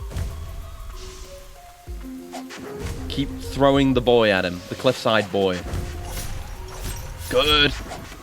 Want just that perfect range so I can be doing good throws, but also getting secret in there. Oh, I might die. Oh, don't fucking perish. Yikes.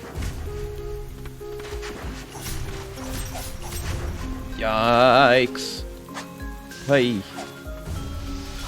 Oh, God. Scary. Don't dash it. Oh. Christ. Okay, yeah. Did it. Just barely. Woo. Combat's really good. It's scary. So close to seeing her again. Ever heard about fighting in tight spaces? Yes, actually. I think I mentioned it before, a while ago. And a coolant from bloating. I'll take that in a second. But yeah, fighting in tight spaces was one I saw, and I was like, oh, this looks cool. And I was like, oh, it's a card game, so I didn't pay any more attention to it. But now that I know that I can enjoy deck builders, maybe I'll give that a go. It seems pretty fucking cool, actually. Another one where it's Slay the Spire, but you have an RPG party of 4 and you build decks for each across the obelisk. Ooh, I'll look into that. That sounds interesting. But for now, Purify. Give me a wizard. Give me a mage. What are you going to do? Are you going to do the fart cloud, or are you going to do the projectile? Fungal Sorcerer. Generates a toxic mist that reduces enemy health over time. Damage from the mist cannot be blocked. Sorcerer learnt much on his travels beyond the bounds of Land's End. Despite his return home, he never did make it to the coven where his lover awaited. Aww. That's sad. Alright, coolant. 1 second.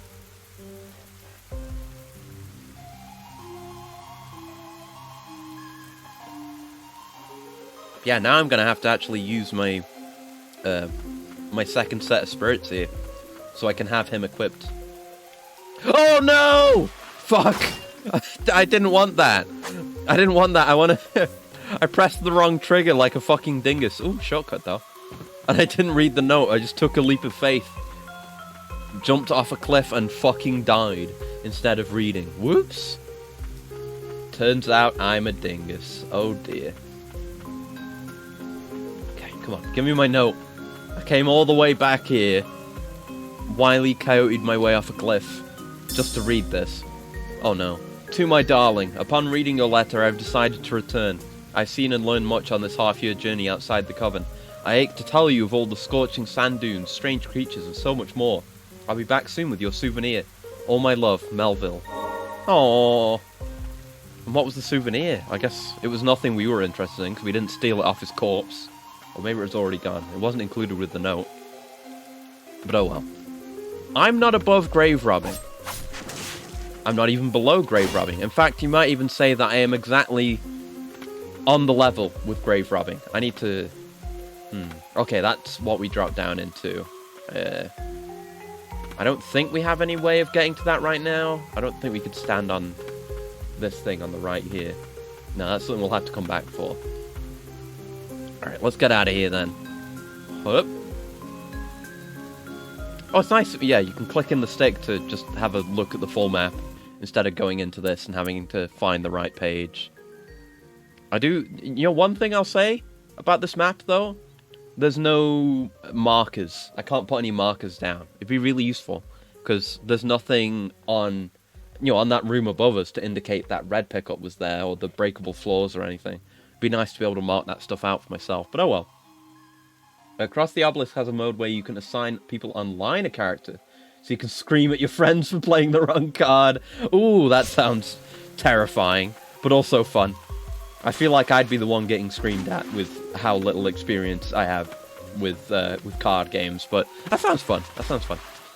It's nice to kind of, I sometimes talk about broadening my horizons in the sense of going back and playing older games, but that's just something I love doing. I've always known I like retro games, and, even not necessarily retro games, like, 7th gen games and stuff, but actually broadening my horizons and playing kinds of games that I wouldn't otherwise give the time of day to, and discovering that I can actually enjoy them. That's broadening my horizons. Oh, amulet fragment. And yeah, those can just be hidden in these generic seeming pots, so I do need to be breaking all the furniture I see.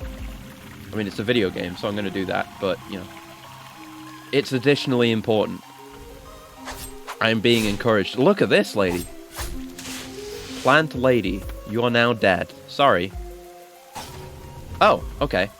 Oh, I guess that was a one-way that I just hadn't seen. I hadn't seen the other side of. That's all right. Why do people scream for playing the wrong card? Just to enjoy the chaos together. Exactly. Yeah. It's if everyone played perfectly, there'd be no point in playing online. You wouldn't have those chaotic moments. I played it ages ago, back before it was on Steam. But I played a bunch of Barotrauma the other day with people yesterday, and that was really, really fun. And that's all about the chaos. You create your own dynamic and unique stories through the chaos and the randomness and the errors. That's what it's all about. If everything were perfectly structured and as expected and completely as planned, then it wouldn't be fun. Games would just be cakewalks. There would never be any challenge, any difficulty, any growth. Oh fuck. It's the fun of the trend of the overcooked like. Yeah, definitely. That is definitely... That's a fun one to shout at your friends in, but you still enjoy the chaos, even though you're shouting at your friends. You did hear Barotrauma, yeah. Been meaning to, get it for a while, because I played it back when it was free and not on Steam, but never got around to getting it again when it came on Steam, because I didn't have a group to play it with, but now I do. And it's been very fun. Okay, this is nice. There's a good way of using the fact that you float upward in water, is to use it as an upward elevator. Oh, not that far up, though. Let me back down. But yeah, I could talk for ages about Barotrauma. Oh, God. Okay. Don't think I can get there, then. Unless I use my double jump from here? Seems like a tight fit. And I can double jump into the water. The water refreshes my double jump. But I've played, God knows how many hours of oh, it's not an enemy, of Space Station 13, and Barotrauma is openly, directly inspired by Space Station 13. So it's obviously up my alley, and I like fixing things and keeping things running and trying not to die. Although I guess now get a chance to play it. It's a good time to get into the game since the update just dropped. Yeah, I was looking into some of the newer stuff, and I only just found out about the progression and the skill trees when I started playing it. Because I've been playing as a mechanic guy, and I can build an exosuit if I level up through the right tree. So that seems pretty fun. But the skill trees seem really cool in general. Like, it seems worth it to spec into certain things, because rather than unlocking the ability to, say, use an exosuit, you unlock the ability to craft an exosuit, and then you can craft some for your entire crew. And that's how it goes. I like that. I really like that. So many of the upgrades benefit the entire crew, which is the point, because it's all about keeping the sub running together. And yeah, I've also had many good times playing SS13. That's probably why I like playing as a mechanic, because I spent so much time as engineer in Space Station 13, just, you know, kicking up the singularity, fixing up the solars, keeping everything else running, fixing shit that blows up. That's what I'm into. It's good fun. Anyway, Furious Blights. Oh, these are the other ones. The ones we have, the ones I was confused by. The middle currency. The middle child. Filthy residue shed by a purified blighted, steeped in rage and fury, gives us a vengeful red light. Allows you to enhance your skills at respites. Hell yeah. Fortifying engineering against newcobs, i.e. anyone that isn't you. Yeah. And yeah, SS13, again, the running theme of discussion this stream has been the value of the sandbox and player creativity and expression. Space Station 13 is probably the best there is for player expression, because there are so many different roles that play completely differently, but ultimately you can do anything, really, if you know what you're doing. It's mostly about IDs and access, but you know, you're just a guy with the right tools in the right place at the right time. This thing's fucking terrifying. Don't like you at all. Oh god. Okay, now I know. Now I know what he does. Perish, please. I've had enough of you. Ugh. Almost level 9. But yeah, it's nice. Kind of like with Barotrauma, like you can make custom subs and stuff. I do love that Space Station 13 is grid-based, and you can just completely re-engineer the station to your own needs. It's very satisfying. You know, people making their own bases and fortifying, like you say. It's so satisfying. I basically dip my toes into at least every role, except atmospherics, because that shit is just some arcane science. Not even science, there's some dark magic is Atmos tech. I've never understood how the atmosphere stuff works, even though it's what the game was built around. It was built around being an Atmos simulation. But I don't know. I just know that there is a constant risk of someone pouring plasma into the air, and then everyone dies and everything sets on fire. Terrifying. Exosuit's currently the only way you can go outside your sub face to face with the abyssal monster, except Latcher. I'm looking forward to that. I wanna make an exosuit. It seems sick. That's why I really like games like Crusader Kings or the Nemesis system in Shadow of Mordor / War. Yeah, those are good examples too.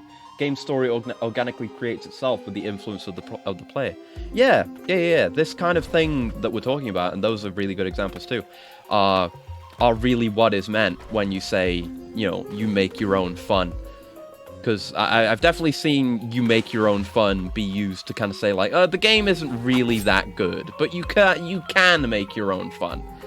Like, that kind of make your own fun is the same thing as like, oh, it's fun with friends, but otherwise not.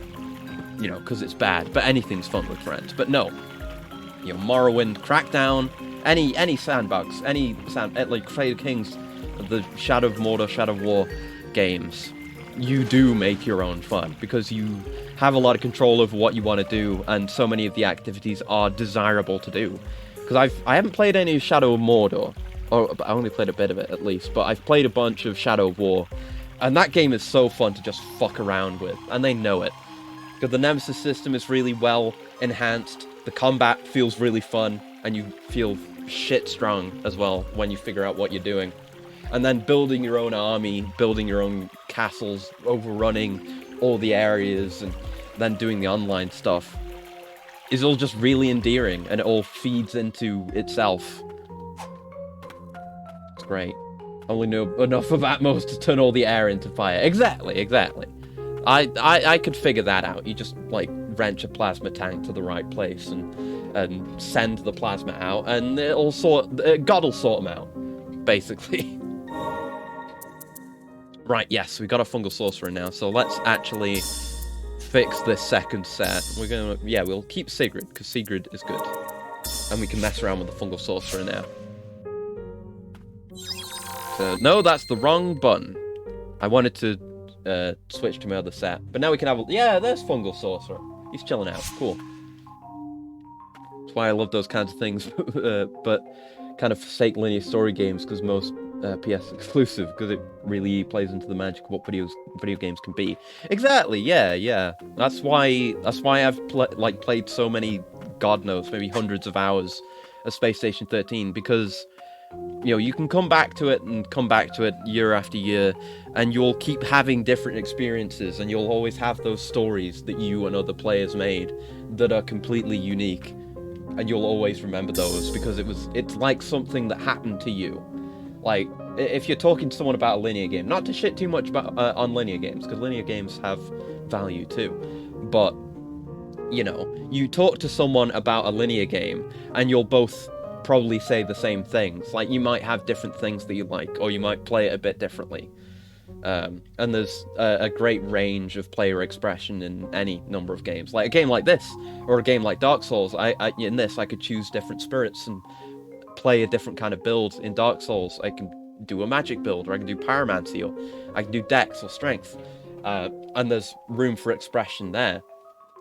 But ultimately, you'll go against the same bosses, and they'll do the same things. How you approach them is different, and you can kind of go into that. But yeah, it's games like Space Station 13 and Barotrauma where Space Station 13, basically everything that's happening is player driven, whereas Barotrauma, you're being driven by missions, and there are random things that will happen to you, and it's your response to those things and what you choose to do through your campaign. Also, the fact that you have a campaign in Barotrauma is really fucking cool.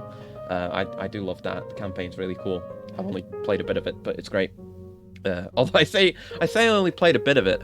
I played like 7 hours of it yesterday. It was really good. It was so good. But it's great. Yeah, I love that kind of thing. Sorcerer's Notes. I've been studying the texts of the ancients, and it appears that there is the possibility of a connection between the Blight and one particular branch of their magics. Oh, didn't I just say that? Didn't I just say we might be in this situation because of ancient magic? Damn it. If we could decipher more of the old texts found in the Blighted Lands, we could pursue this thread further. Okay. So I think there was... I think there was a door to the right as well that we could have taken there. Yeah, we can go this way too. This is a nice way of doing it, because usually you see a map like this and a route downward would usually be dropping down, and in some cases it is, but it's also doors in this game, so the map is more convoluted than it seems, which is fine. I like me a big complex map. No problem, no problem. Okay, now we got fart gas, we gotta try it on something. I mean the magic of open world games like GTA or Yakuza that you can decide to go somewhere tangential. And yeah, eat fast food and play a cabaret club minigame for 20 hours. Story is linear, but it doesn't walk you down a hallway. Yeah, that's a good example of a linear game still having that kind of value. Because it does still have a linear story that will mostly unfold the same way no matter how you approach it or who's playing it. But there's just so much shit you can get caught in any particular order that it does feel like you're making your own story, even though it's not entirely player driven.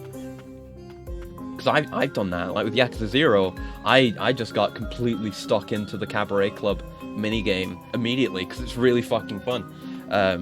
It's great. But yeah, basically there are many end of my essay, there are many different types of valid video game. And I like video games. The end. God, I'm bad at thoughts. That's a secret right there. You see that shit? Elevator secrets, baby! Oh, fuck! I'm bad at escaping the elevator. Come here, you. Yeah, I guess a lot of games, like, with open world aspects, like GTA and Saints Row, since I was playing that earlier today, have that kind of thing, where you can just tangentially go and do another thing that's entertaining, and that's kind of player-driven in what you choose to do. Oh, it's got bigger range. Nice. Oh god, these fuckers are a bit terrifying. It's hard to avoid that shit when there's two of yous. Shit! Want my exploding boy. There you go. The gas is good. Well, now we just have more options now, it's fine. Such a magical moment that even people who don't play Yakuza remember. You can have such an essential story beat with incredible pressure on the player character to be in progress, and you can go play slot cars. Yeah. Exactly. That's what's, well, one of the parts of Yakuza that is so fun. That you can just kind of get completely sidetracked, but it's not just a meaningless diversion. Like, you know, take another game, like, you go bowling with a character in GTA, or you go do some insurance fraud in Saints Row. Like, maybe you'll make money doing that, and maybe you'll just have a minor, menial good time from just doing that, but that's as far as it goes. Whereas with Yakuza, you can go on one of those little tangents, like, oh, maybe I'll go do some bowling, and that'll be fun, I want to try the bowling. And you go bowling, and you pursue bowling a bit, and you do that. And then all of a sudden, you're following, like, plot threads, and you're meeting new characters, you're befriending people. And then you look, and an hour has gone by, and you've won a chicken to manage your real estate business. It's just... It's so easy to go down those paths. It's such an encouraging way for the game to be, I guess. It's hard to find the words to put it in. But there's just so much to unpack and explore. Explore is the good word, rather than unpack, because you just kind of... You're in a... It feels like you're in a big, expansive, real world that's just packed full of things to do. And you just walk down an alleyway and find some new goofy thing and some new funny character to laugh at. Stuff like that. Yeah, I love that about Yakuza. It's why I want to experience all of it. Every single bit. Okay, I have no idea where I am anymore. Oh, we're back at the start! Okay. So this room is a loop, but it does have an exit in it. Okay, keep my map out. I appreciate that there's an option to have no map, but then all the other HUD is still here. I just want the map to always be there. Like, let me have a dedicated map button. Like, I did just happen to go to the map there, but if I had been on any of these other pages before, like, exiting out, and then press the button again, then I'm not there. I want a dedicated map button, please. It's useful. I know I can do this, but then I can't look around the map. It's still, you know, locked to where I am. Come on, devs. Okay, we might not be able to exit out of here yet. Okay. This is a dead end for now. Escape. There's mermen down there. I don't like mermens. They're fine when they're in Castlevania, because they're, you know, basic bitch enemies, but these ones aren't basic bitch enemies. I'm the basic bitch. I can't handle it. Nothing up there, it looks like. Okay, let's go. Back out. Played a minigame where I ram homeless people with a cart full of empty cans for several hours, and I earned a vinyl that gave me the ability to pay Live and Learn for Sonic Adventure 2 as the background music in a classy bar. Really? You get Live and Learn? Oh, that's cool. Because I was just thinking, actually. I don't know why I was just thinking that. It's a very fun coincidence that came up just now. But I was just thinking, because I'm getting a GameCube soon, I've been given I think I mentioned before, I've been given a glimpse of what games I'm also getting along with my the consoles that I'm getting. But Along with the GameCube is coming a copy of Sonic Adventure 1. So I need to see if maybe I can get my hands on a copy of 2. Because I know people like those games. And obviously good music. Right, yeah, this is the other way. You gotta look for these doors. Oh god. But yeah, I know 7 and I think also Judgment and maybe Lost Judgment have the well yeah, it's 7 that has the can stuff, right? Or is that Judgment? I don't remember. Fuck. But yeah, there's stuff with the cans. There's also like proper kart racing as a regular thing now. It's all kinds of goofy. I'm looking forward to getting into that. But I'm looking forward to getting into everything. It's so much. Yeah, 7 is Can Pac-Man, right? Yes. Okay, can't go down there yet. I feel like we should be getting an underwater thing soon. But yeah, I'm seeing that the double jump actually doesn't open up that much since we get it so early. But getting underwater movement is gonna... It's gonna let us open up a million different paths that have, until now, been dead ends. Get gassed, idiot. That's pretty good damage, especially on stationary enemies.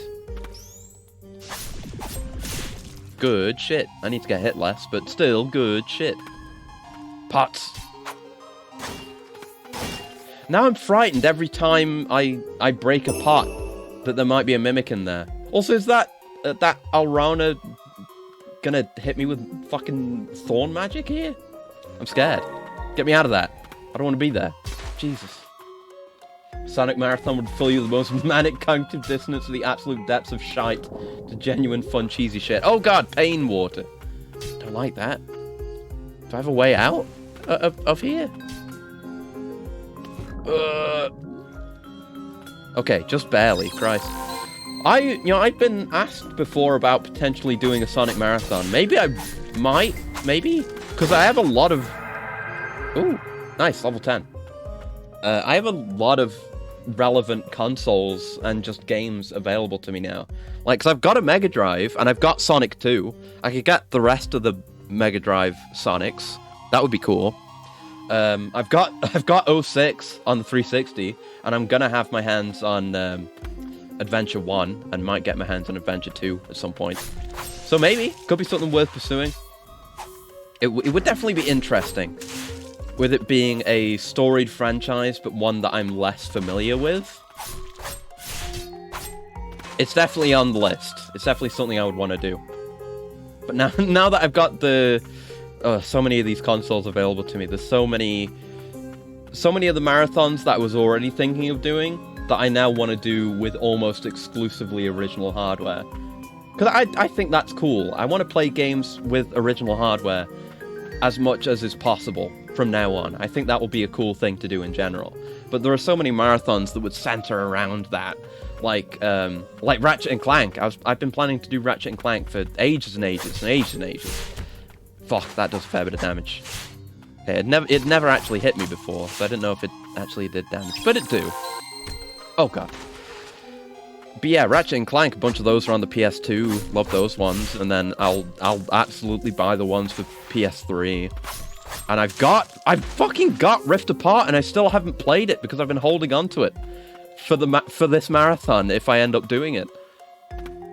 Ooh, nice, one way. Can't we believe we had the first year in such a long time where Sonic hit a peak? Yeah, we got a good Sonic game. Obviously, I don't know enough about Sonic to say definitively what is or isn't a good Sonic game. But, you know, I've watched Joza play Sonic Frontiers, and it seems pretty fun. And, you know, if a Sonic fan strongly enjoys it, then it's probably a good one. Really do have a lot of good marathons lined up. Oh boy, do I. Like, those are the ones that, well, Ratchet I would like to do as a relatively high priority. Because I've got a lot of shit I want to do. Armored Core is very high priority right now. Because I want to play all those on original hardware, and then 6 is coming out. I want it to maybe be like Metroid again, where I play all the games in the lead up to the new one coming out. That would be really fun, and those games seem sick.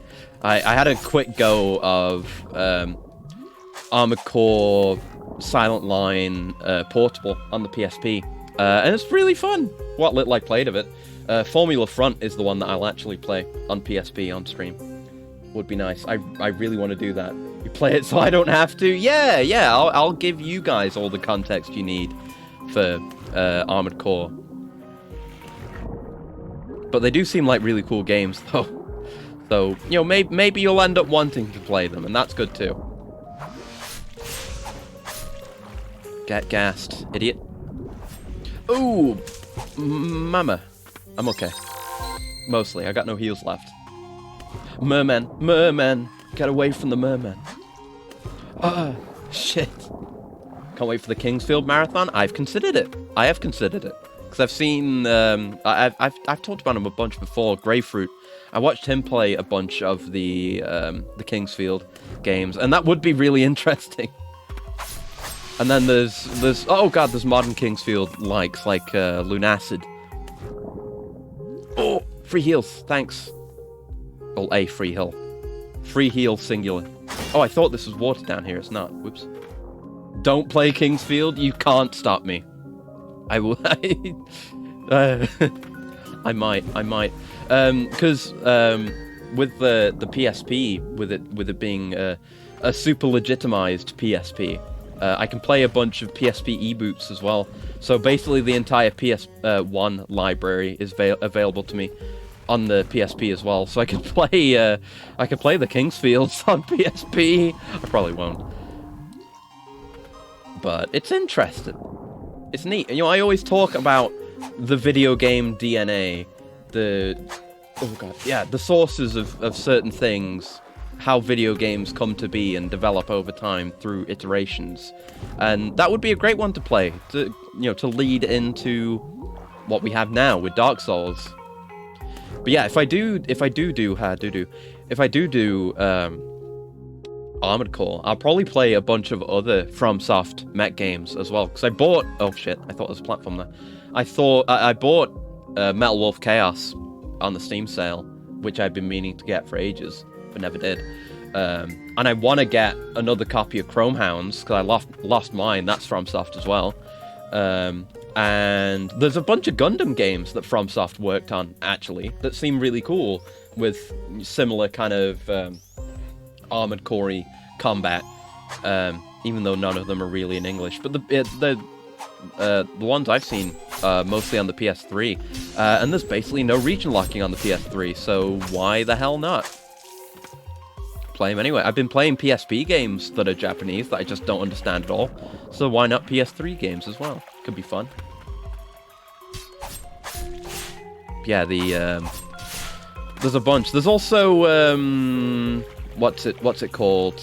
Another Centuries something that is a FromSoft thing that's tied in with a bunch of different series that have, Armored Core characters and stuff in. Because I don't know much about Armored Core, right? Because I've never played any of them, and I don't know the characters. But there's a character I found out about who seems to be right up my alley. I would even go so far as to describe him as Acrius Core. And that's Nineball, aka Hustler 1. Well, Hustler 1... okay, basically, it's an AI piloting... A rogue AI piloting an AC. He is called Hustler 1. He pilots Nineball, I think. And Nineball is like a notorious boss. Yeah, Another Centuries episode, that's the name, yeah. I am quite interested in that. They seem pretty cool. Played a lot of Sengoku Basara imports on PS4 and 3. Yeah, I've always been vaguely interested in Sengoku Basara. So I like that style of game, but Sengoku Basara seems to actually have more interesting characters. They seem cool. So that's another one I'd like to look into. Thought Nineball was just the arena rank. No. Like, well, there's the game. I don't know the exact details. He's important in at least one of the game's stories. I've only done brief wiki reading. We will learn this when I get around to playing all the Armored Cores. But yeah, he appears in basically every game's arena, one way or the other. He shows up, as always, as a hard opponent. But I think there's a game, Armored Core Ninebreaker, that I think is more about him. Or maybe one of the other games is more about him. I don't really know. But you know, he's a rogue robot, a rogue AI piloting a robot. So how could that, you know, not be extremely up my alley? And he's got a banger theme as well. Go look up Nine Ball's theme from basically anything he's in. Probably misremembering things. Last time I played Armored Core 2 was... When did the PS2 launch? Oh god. Yeah, a while back. Definitely a while back. But yeah, I'm really looking forward to playing those. They seem super fun to play. Like, the idea that I have, the vision that I have for an Armored Core marathon is going through all of them in order, playing them all, and, like, kind of developing our own little cabal of ACs. Like, for example, I don't know how exactly it's going to go, but we have our group of ACs for different purposes, and they carry through. Because, like, you can carry save data between various games for various purposes, but, like, I want to have, like, oh, we have this AC with this name that we use, like, this is our missile AC, or this is our heavy AC, and it has a certain name, and it has a certain look that we try and strive for to keep it a visual theme for it. And I want to develop that story and develop those characters of RACs throughout the entire Ace Combat franchise. Ace Combat? Fuck! I always fuck up and say Ace Combat instead of Armored Core. I do want to play Ace Combat as well, actually. But Armored Core, I want to do that. It seems like it'd be fun. Can we afford any upgrades while we're here before I forget? Because we got more of the... Well, we still don't need any of that second resource, but we have the first resource now. Yeah, I'll take more damage on Fungal Sorcerer, actually. That seems pretty good. We still don't have any Ancient Souls. And that is way more expensive now, so no. Yeah, make my Fungal Sorcerer stinkier, please. Basara decides historical relevancy doesn't matter, it makes a dude into a Gundam, and then gives a dude thunder channeling chainsaws. Unfortunately, Capcom decided marketing also doesn't matter, and the last release in English flopped, and so did the last release in JP. So it's basically dead besides Tekken cards. That's tragic. That's a real shame. But, you know, at least we've got all these games we can import and play. A franchise is never dead, really. You know, Armored Core's back, so anything can happen, really. But yeah, I don't know much about Sengoku Basara and its characters. I just know the characters look cool. I know there's a guy that's got an anchor. And that was the one that always stuck out to me. Like, holy shit, that guy looks cool, and he uses a giant anchor as a weapon. I love that shit. Hell yeah, hell yeah. Okay, so this... Oh, there's a note here. I don't know if we actually can loop around into that other area we've been into, because I would assume that would be one of the watery dead ends we hit before. Witnesses of the priestess's miracles knew they had found their savior. They spread word of her blessing, and slowly the White Parish took form. The White Parish worship no god. Rather, they follow the guidance of the White Priestess. Me. Living so as to not fall prey to the blight. Theirs is a peaceful existence, with days spent praying for tranquility over those who have been purified. Okay. It seems like a fair religion. They're not obsessed with... Well, at least seemingly, they're not obsessed with any god or anything. It's just like, hey, the blight is bad, and we've got someone here that can cure the blight. The only person in the world that can cure the blight? Question mark? Hey, you can make a religion out of this. Uh-oh. Wait a minute. This might go badly, actually. It may have already gone badly, come to think of it. Favorite character is a guy whose default stance is holding his sword behind his back like he doesn't need to put in effort, and he summons gunpowder and ignites it by flicking his sword on the floor and snapping his fingers! That's really fucking cool! Oh, okay, yeah. I can see why that would be anyone's favorite character. Fuck yeah. Ooh, this place is nice. Is this a boss fight? It looks like it is. Oh, shit. Dark Witch Eileen! Come on, Eileen. Oh, she's cute. Cute witch hat. Oh, Christ. Oh, we're learning. It's projectile time. Fart cloud good.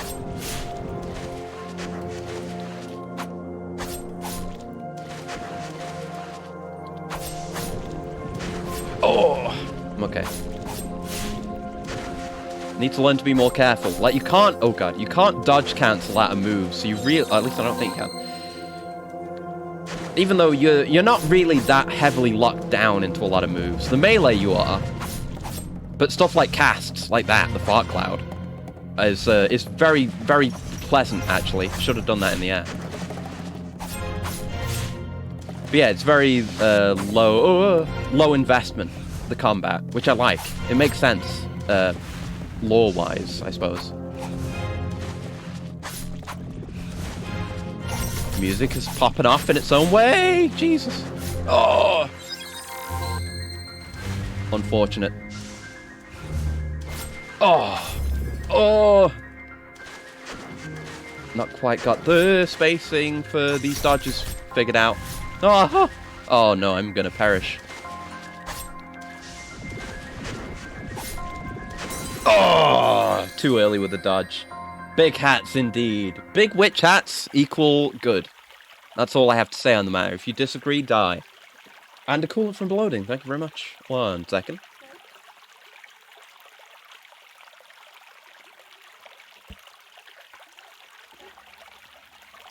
Yeah, we definitely want to stick with the fart cloud. Because Cliff Boy is only really good for enemies on the ground. Otherwise, not so much.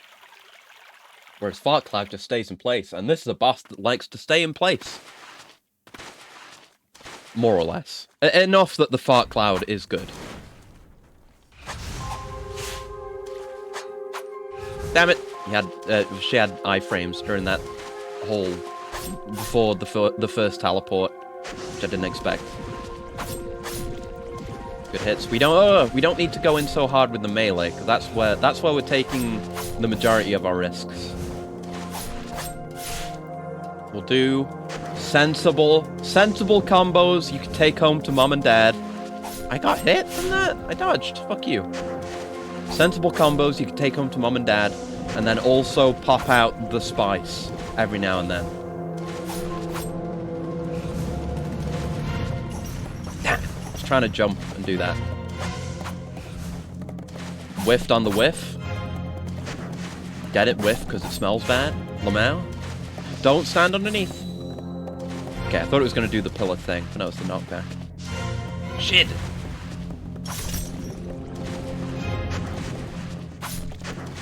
Okay. Ooh, okay. We healed. All's well. Roughly. Okay, all's not well, but we're... Okay, okay, I'm dead, actually. Maybe I shouldn't have said anything. This is a tough one. Love Metallica from Witch and 100 Night. Takito Harada's art style, so good. I haven't seen that. Maybe I should see that. I do like me some good art and some good witches. Alright, we just gotta go again. Just gotta go again. Get hit less. Does the Disgaea art? Oh, I see. Yes. Right. I can now picture it in my head. Yeah. Never played any of the Disgaeas, but I've seen plenty of the art. Yeah, she do a roar, then she go. Ouch. And then I don't do a sensible combo. Wait for move, do combo. Do combo. Oh, shit. No. I for some reason thought that was going to be the pillar again, but the pillar has a way bigger tail. Oh, garbage.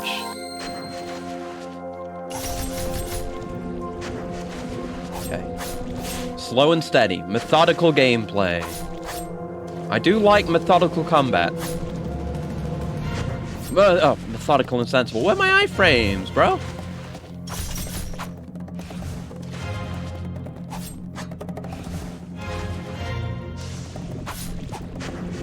Yeah, good dodge. Good air dodge.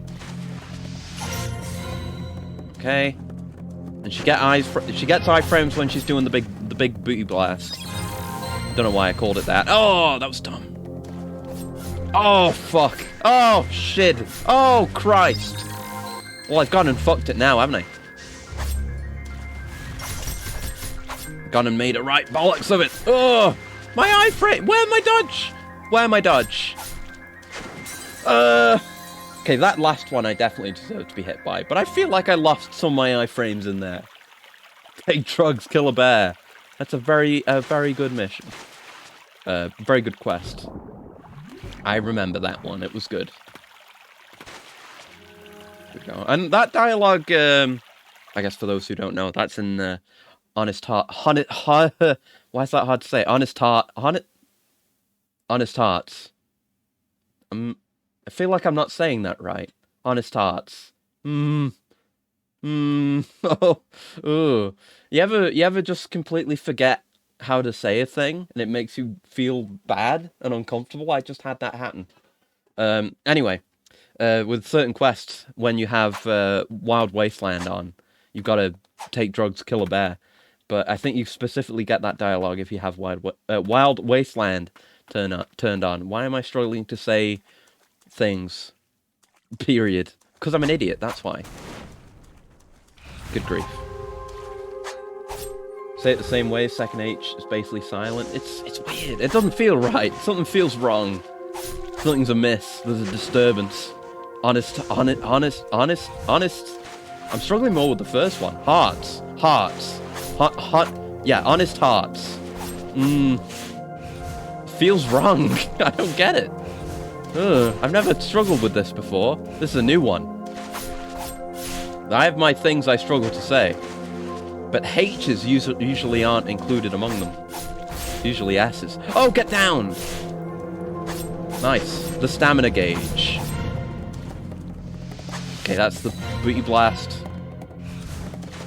Yeah, that basically isn't even targeted at me. The barrage attack. Yeah, it's the single shot you need to worry about. Yike. Okay, I thought maybe that was going to be a barrage, but it wasn't. See, that I didn't need to panic there.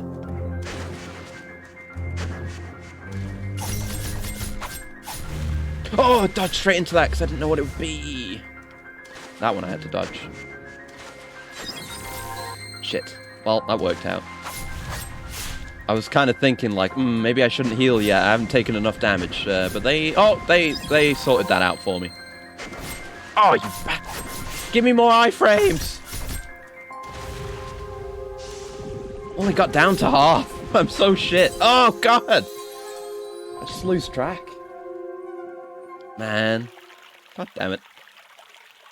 This one's tough. This is a significant step up in difficulty.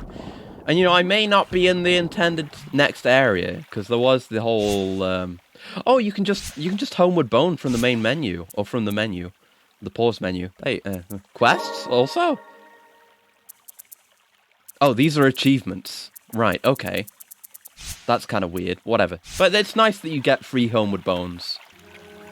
And, you know, there's no loss on death mechanic either. So it makes sense for that to be free. Good stuff, good stuff. But yeah, anyway, I was going to look at the map. Because there's still that up way we haven't gone. That felt like it could be a separate area, branching off from there. And other doors I haven't looked at. But this is the way I've gone, so this is what we're doing. And I want Eileen. Get dodged. Get completely avoided. Stop fucking teleporting. Don't dodge my shit. I dodge your shit, not the other way around. It's the way it goes. Yeah, it requires methodical gameplay. I do really like this from a gameplay perspective too. Like you would be forgiven for being under the impression that because this is a very strong game artistically, that the artistic angle picks up the slack for the gameplay. But no, the gameplay's really good. Like you really do, you can't be spamming. You have to, oh god, you have to be very thoughtful with every action you take, pretty much.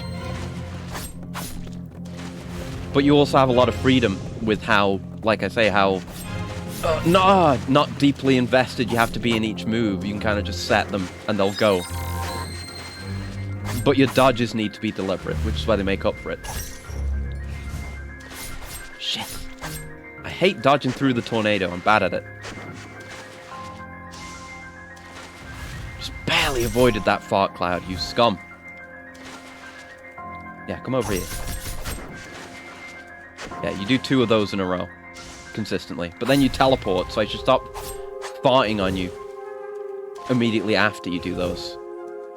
Yeah, you like doing 2. Oh no, you do 3 of those sometimes. Damn it. So hard to get through that.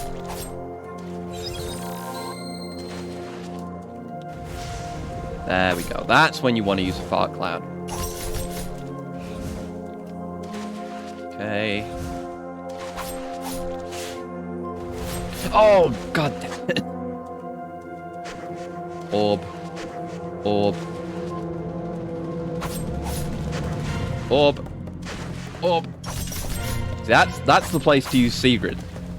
Because it's quick damage. Oh! Bigger witch. Bigger witch hat. Oh, bullet hell. Bullet hell witch. It's just Tuhu now. Oh, shit. Ooh! That's a frightening attack. I don't have any heals left. Oh!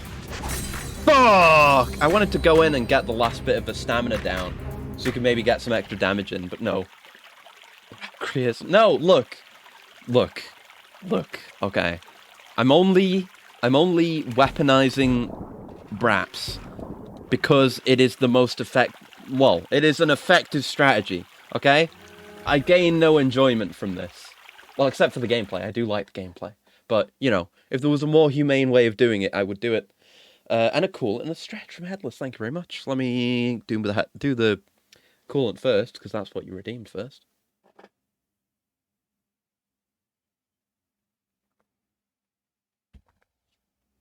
And let's do it a stretch.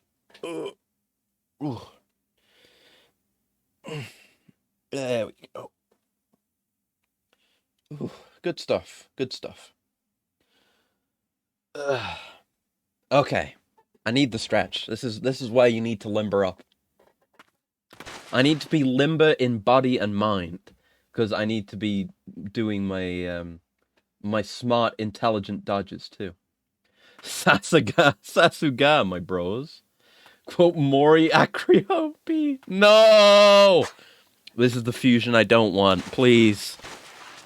I don't want to be a Brap tuber, please. I know she was never able to live it down. I don't want to go that way. I don't want to go out like this. It's not right. It's not fair, damn it. I can't even brap. I'm a robot. Robots don't brap. Oh. Reapers maybe. Robots no.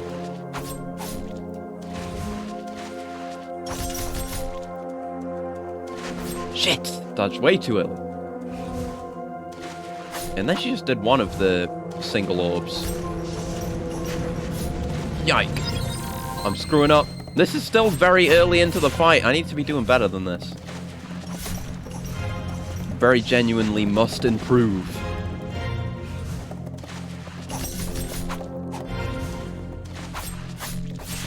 Okay, I need to be opening with Brap Clouds because I'm very often brapping and then she instantly moves. I need to brap immediately after she moves before I do any other combo. Because it is really big damage.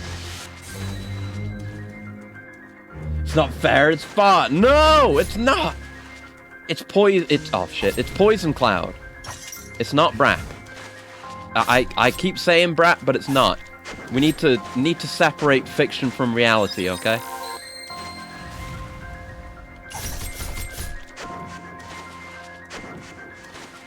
See, now would not be the time to brap. Yeah, she moves a bit when she's doing the barrage move. Yeah, it's when it's at the start of the single orb moves. I need to be doing that. Oh no. It's not going well. Okay, I managed to dive through the tornado. The tornado. Fucking contact damage, piece of shit. We're running low on brat gas as well. It's a strategy that can only work for so long.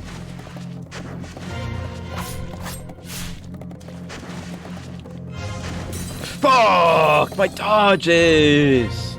Trash! I'm bad at this fight, straight up. I cannot even consistently get into phase 2. Like I say, noticeable step up in difficulty. So maybe I should have gone a different way. But, you know, this is my hypothetical bed. I am going to hypothetically sleep in it. I'm not going to sleep in the witch, okay? It's a metaphor. That's the word I was looking for, not hypothetical. I'm not hypothetically sleeping in the witch either. I'm metaphorically sleeping in the witch. It's different.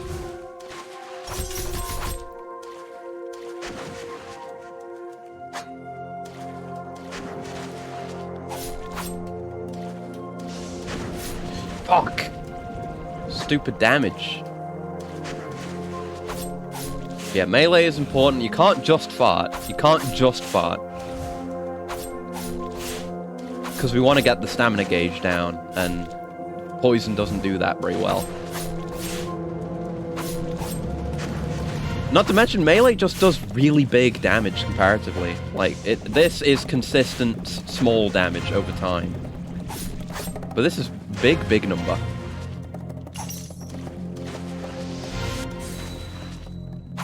Oh god.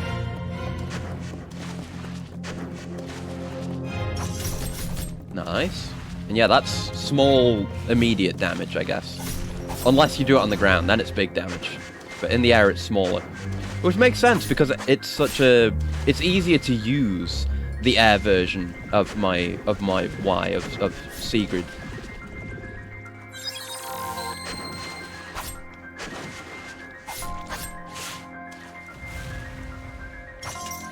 Shit.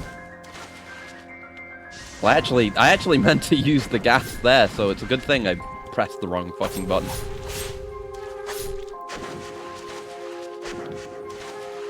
Hey, oh!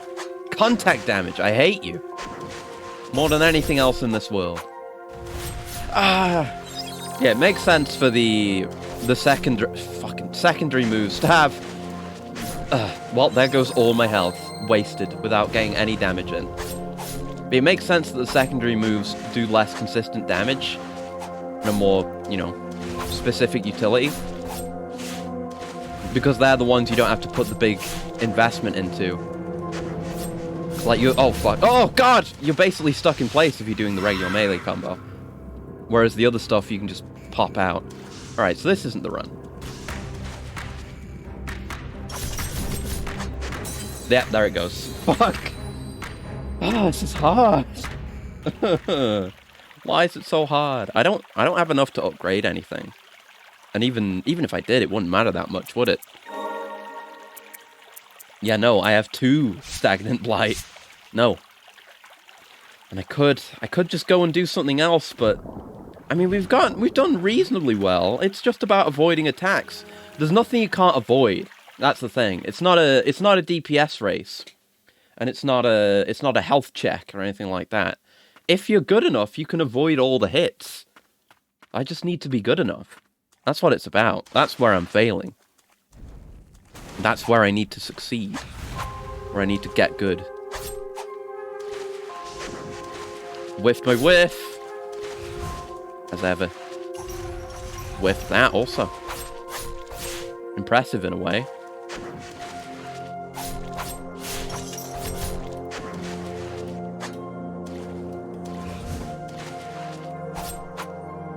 Okay. I'm focused now. I'm in gamer mode.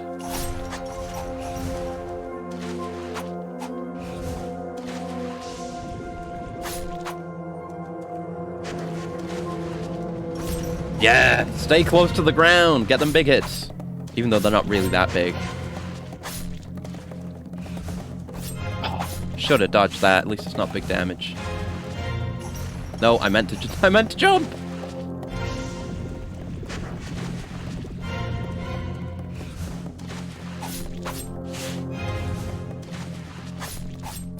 Ugh! Shit!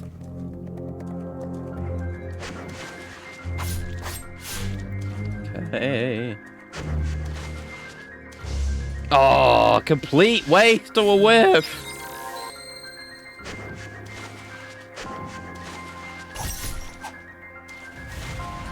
Okay. Shit. I got through it, but then I got hit by that. Oh. I really shouldn't have got hit by the second one. Fuck.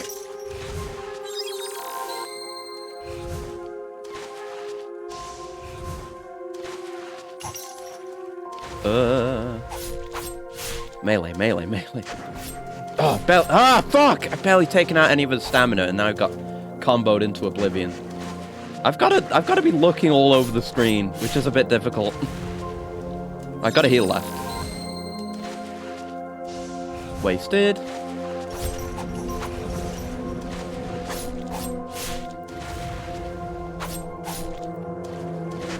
No, too early. Way too early. Whiff. I lost track of where I was then. Good gas, good gas.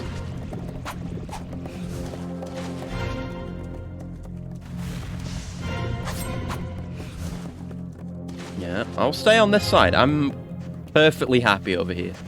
Yeah, wait until the tornado's gone. Fuck!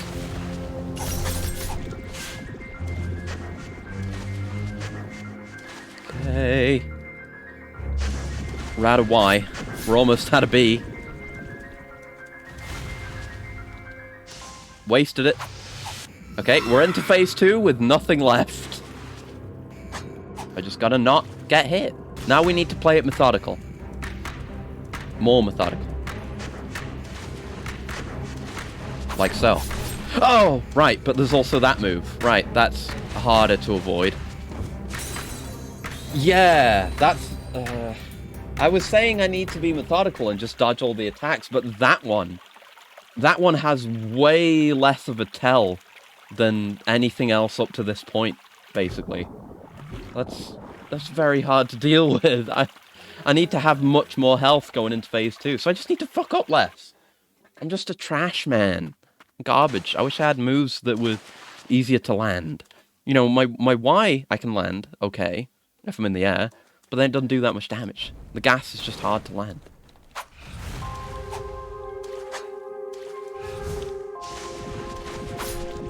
That one went well, but it's just fortune.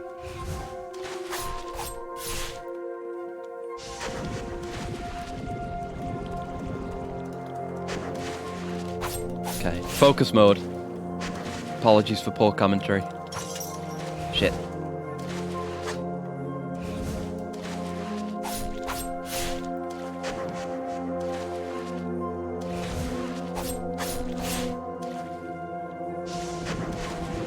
Okay, good gas.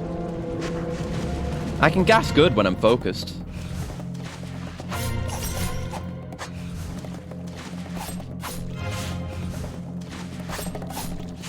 Okay. No, that's the explosion! That's worthless. At least there was a bit of damage, I suppose. There's something. Okay. I can't barely even get you up there. Stop that.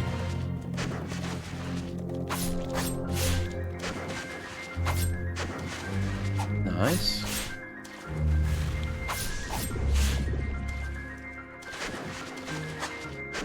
Yeah, she likes to do a flame tornado and then hit me with single balls as well. Again, all the way up there. Yeah, see? Again. I'm learning.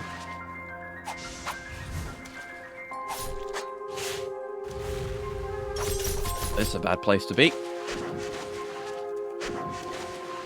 Balls of what? The balls! The balls of energy, the magic, whatever it is. I don't know what it's made of. I'm not a ball scientist, or a magic scientist for that matter. Shit! That's my first damageless attempt, though. Okay, let's get hits in. I want to knock her down. Yes! Okay, much better start to phase 2. I have all my heals left. So now I can take those hits that I can't react to.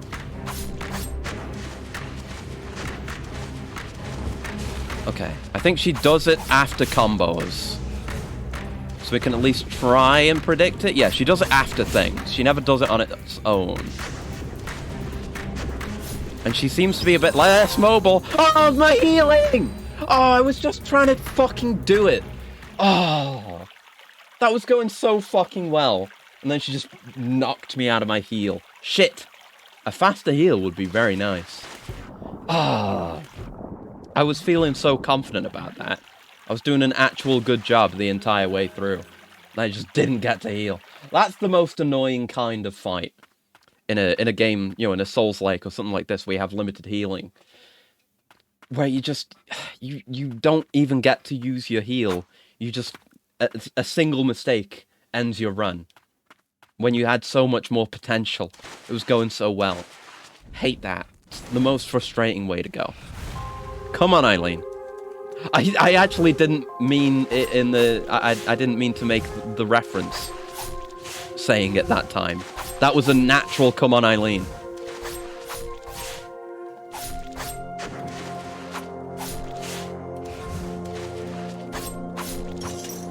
Whiff.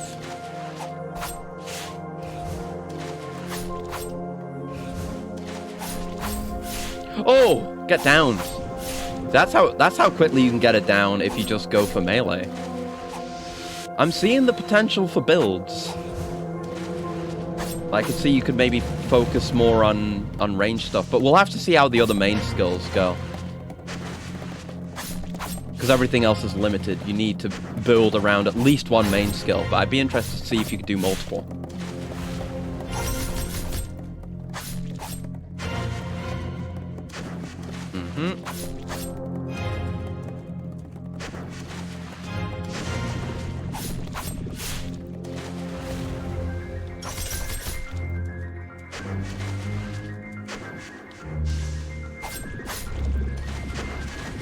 Yes, go right into my cloud.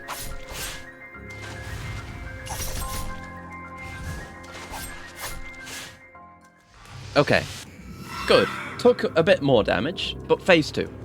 Oh well, took some damage, but it's okay. Fine, phase 2. Just don't get fucked out of healing. Important. Yeah. Yoy is what I have to say to that. Okay. Now I know when that's going to happen too.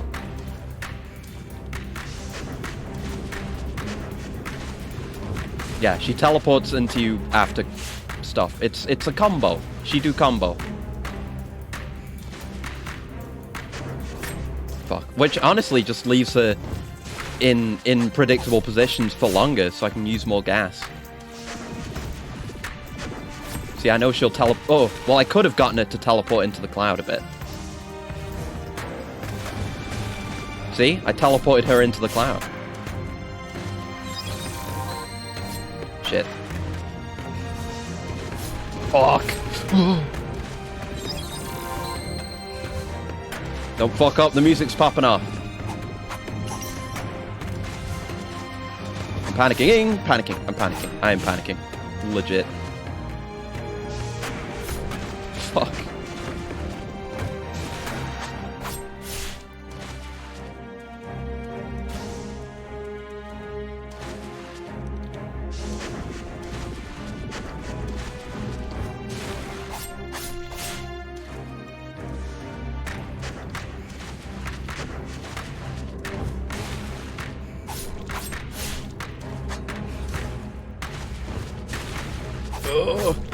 Yeah, fuck you, Eileen. Woo-hoo-hoo. I can legitimately, in so far as a robot can actually taste the adrenaline. Oh, that's a good fight. Oh, thank you. Don't get chuckle fucked. I didn't get chuckle fucked. I almost choked, but then I clutched it. Oh, and thank you for the stretch as well. Oh, and a cool. Oh, thank you, Ellis. Oh, god damn. That's a good fight, though, genuinely. Like, there were some frustrating moments in my path, in my journey through that fight, but it was a completely fair fight. That's something I can give it. And that is a real sign of boss fight quality, is a fight where you can just, knuckle down, learn the timings for dodging the moves, and just come out on top. That's what it feels like to fight a good Souls boss, is to have just figured it out, and then it's fine. And let me just have have my coolant real quick.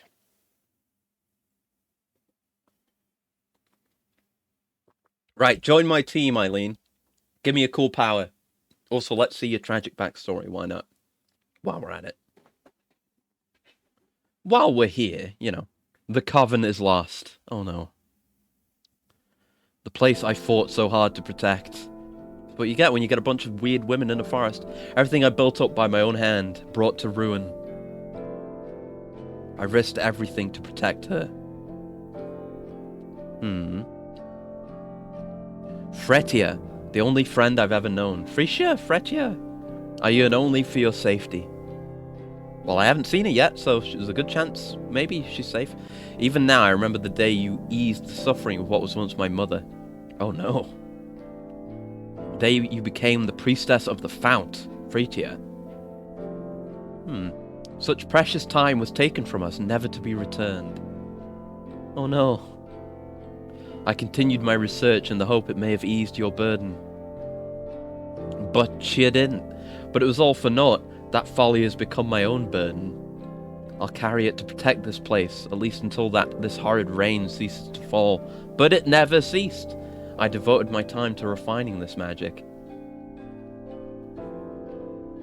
Now is the time to put it to use. Yeah, I'm gonna use your magic for good.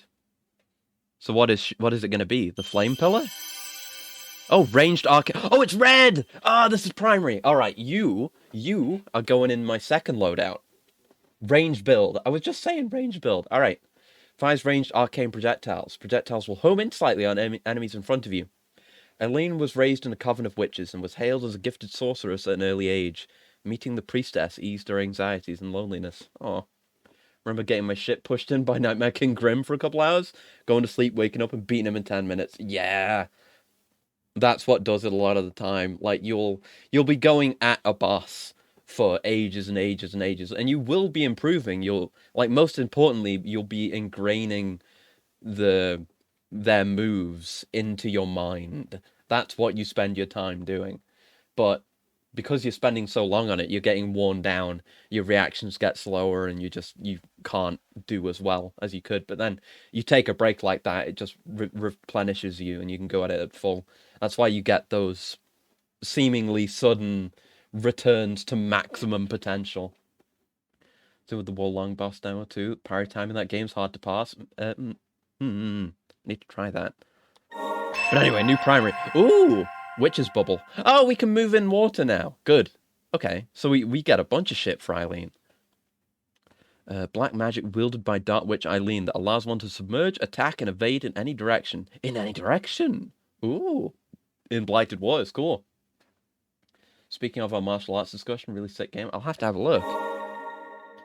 The arcane blessing of the Witch Eileen lets Lily summon spirits and move freely in water. Some spirits cannot be summoned underwater. Ooh.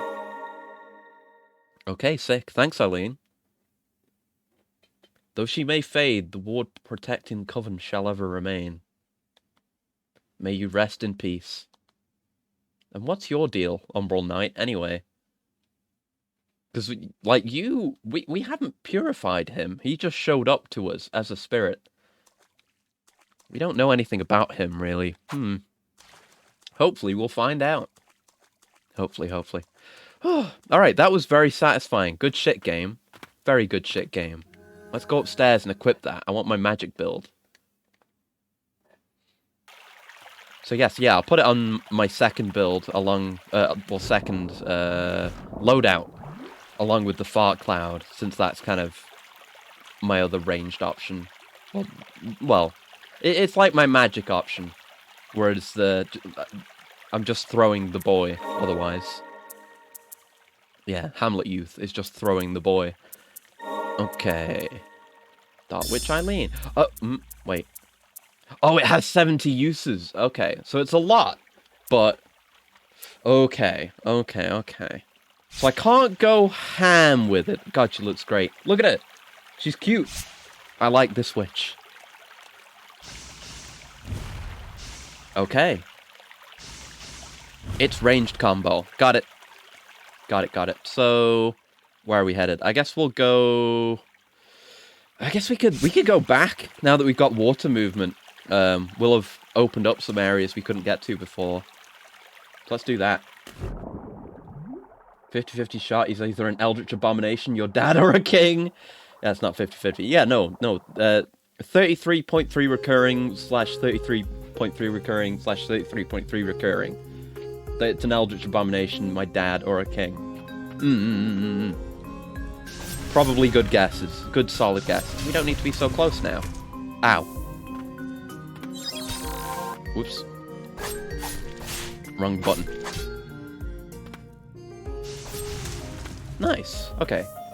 Got more options now. I guess we're going this way? I didn't find the other way to get to where I was before. And right, we do have the homing projectiles too, which is handy for stuff like this. Enemies that are up above you, hard to hit otherwise. We get homing. Still want to use melee, so I'm not blowing through all my ammo. You see that? I kind of used the air stall from the attack to avoid the damage from the thorns there. That's pretty sweet. Me like that. Me no like getting hit though. Me no like that at all.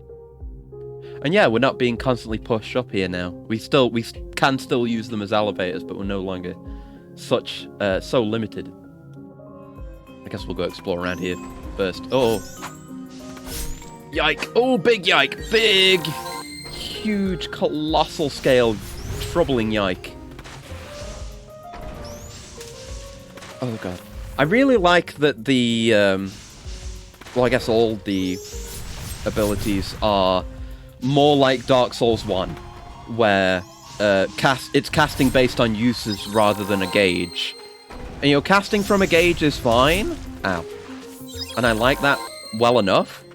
But I really like Dark Souls 1 magic, specifically. The Coven, this kingdom, it's all over. Because, well, I mean, I also did it in Demon Souls on stream, but off stream, that was the first time I did a magic build in a Souls game, was Dark Souls 1, and I just blasted the ever-living shit out of that game, and it was really fun. So now I have an affinity towards that. Stagnant Blight, let's go! Okay. But you know, honestly, Luna, I think if you had not corrected yourself on the 50-50 thing, there is a very solid chance that I would not have even realized. Yeah, we can't get up there. Because I am equally bad, if not worse, at math. So you could have very easily gotten away with that. There's a good chance of it. So it's good of you to be so honest, I suppose. Nice that we have fast travel straight away. This is the kind of game where immediate fast travel access is really good. Because if we were comparing it to, say, to one of the, oh god. Well, you know, say Symphony of the Night, for example. That, you have to find the teleport rooms, not really fast travel. And same for all the others after it, basically. Whereas, I've talked before about how Dark Souls 1 has its, has the Lord Vessel. You know, you unlock fast travel. And then pretty much all the others, you just have it straight away. And I kind of wish you unlocked it more. But this, it makes sense. Having more fast travel is always nice. Shit. Oh, fuck. I'm dead. Alright, that's fine. I was willing to accept that, because that was kind of the point I was gonna hopefully get to before I died, but I didn't. Is that I didn't really need to do any of that. It got me XP, obviously. But I can just fast travel back to where I was just going. Oh, the horse! It's the first time fast traveling, too. There we go. But yeah, it's nice. It's nice. In this exact case, it's nice to be able to fast travel back. In Metroidvania, it's especially useful because you could call a lot of games Metroidvanias if you were willing to flex the definition enough. Because I would not call Souls games Metroidvanias just because you have to get key items to open new areas, because that's not what a Metroidvania is to me. There's a key distinction, and at least I think so, and that is that you're not just getting key items, literal keys to open new areas to go through, because millions of fucking games do that. That's nothing special. It's specifically in a Metroidvania that you're getting new abilities that in some way allow you to reach areas you couldn't before. That's what makes it special. Getting new movement abilities, or, you know, getting a new attack, getting a ground pound that lets you open up broken floors, stuff like that. Okay, now we have to actually fight the mermen. I don't like the mermen. Stay away, mermen. We range attack the mermen. It's sensible. No breath meter or anything either, which is pleasant. It's always very stressful when you have to worry about breath in a game underwater. Because I played a bit of Sonic 2 recently on the Mega Drive, which is what got me thinking that. I've got to learn the underwater dodge too, because it feels different.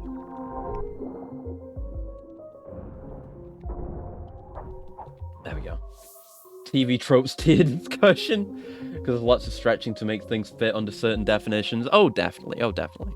I do like to have, you know, strongly defined categories for things, but there are also times when I think it's just fine for things to be, you know, if you see it this way, then it is this thing. Because getting overly categorical is how you get the ultra pedants, the ones that I hate. They're like, no, you shouldn't call it a character action game. You should call it a spectacle fight. Shut the fuck up. No. If I say it's a character action game, it's a character action game. If I say it isn't, then it isn't. But I think you could categorize it too. For me, at least, a character action game... Well, because people that say, oh, spectacle fighter, will put it in the same category as, like, God of War. And I don't mean to disparage God of War, or games like God of War, but God of War isn't a character action game. You can call God of War a spectacle fighter if you want, because hack and slash is a bit too vague. But Devil May Cry is not that. It's not the same. Right? Because my definition of a character action game is... Oh god, I don't like fighting these fucking things. Is that a core component... It needs to be core that you are fighting in order to be stylish. It's not just fighting in order to get from A to B. It's not fighting to meet an end. The fighting is the end. The combat is the end. You know, the gameplay is fun, so you get better at it. And you try and be stylish and show off. That's the point. That's how I see it. That is what makes a character action game for me. There may be exceptions. Funny how someone was trying to explain to me what a Metroidvania was last night. Especially because I never played Metroidvania and Metroid games, but stopped just before Symphony of the Night. And I had no first-hand experience with Symphony. Played the games... Oh, you played the games... Yeah, I figured that was what you meant. You played the games before Symphony, but never played Symphony or anything past it. You should. Symphony's really good. I love Symphony of the Night so much. It's... Perhaps everyone should play it, especially if you're interested in Metroidvanias at all. Then, holy shit, treat yourself to Symphony of the Night. You deserve it. Everyone deserves it. It's such a good game. You kind of... It was weird to have played it and then played all the Castlevanias that came after it. Because Castlevania... Symphony of the Night is kind of unique in its own way. You played Hollow Knight. Oh, there you go. That's good. Oh, I keep pressing the wrong bumper. Oh, fuck. Oh, damn it. So yeah, again, because it's a main skill, we get locked into it very easily. Oh, shit!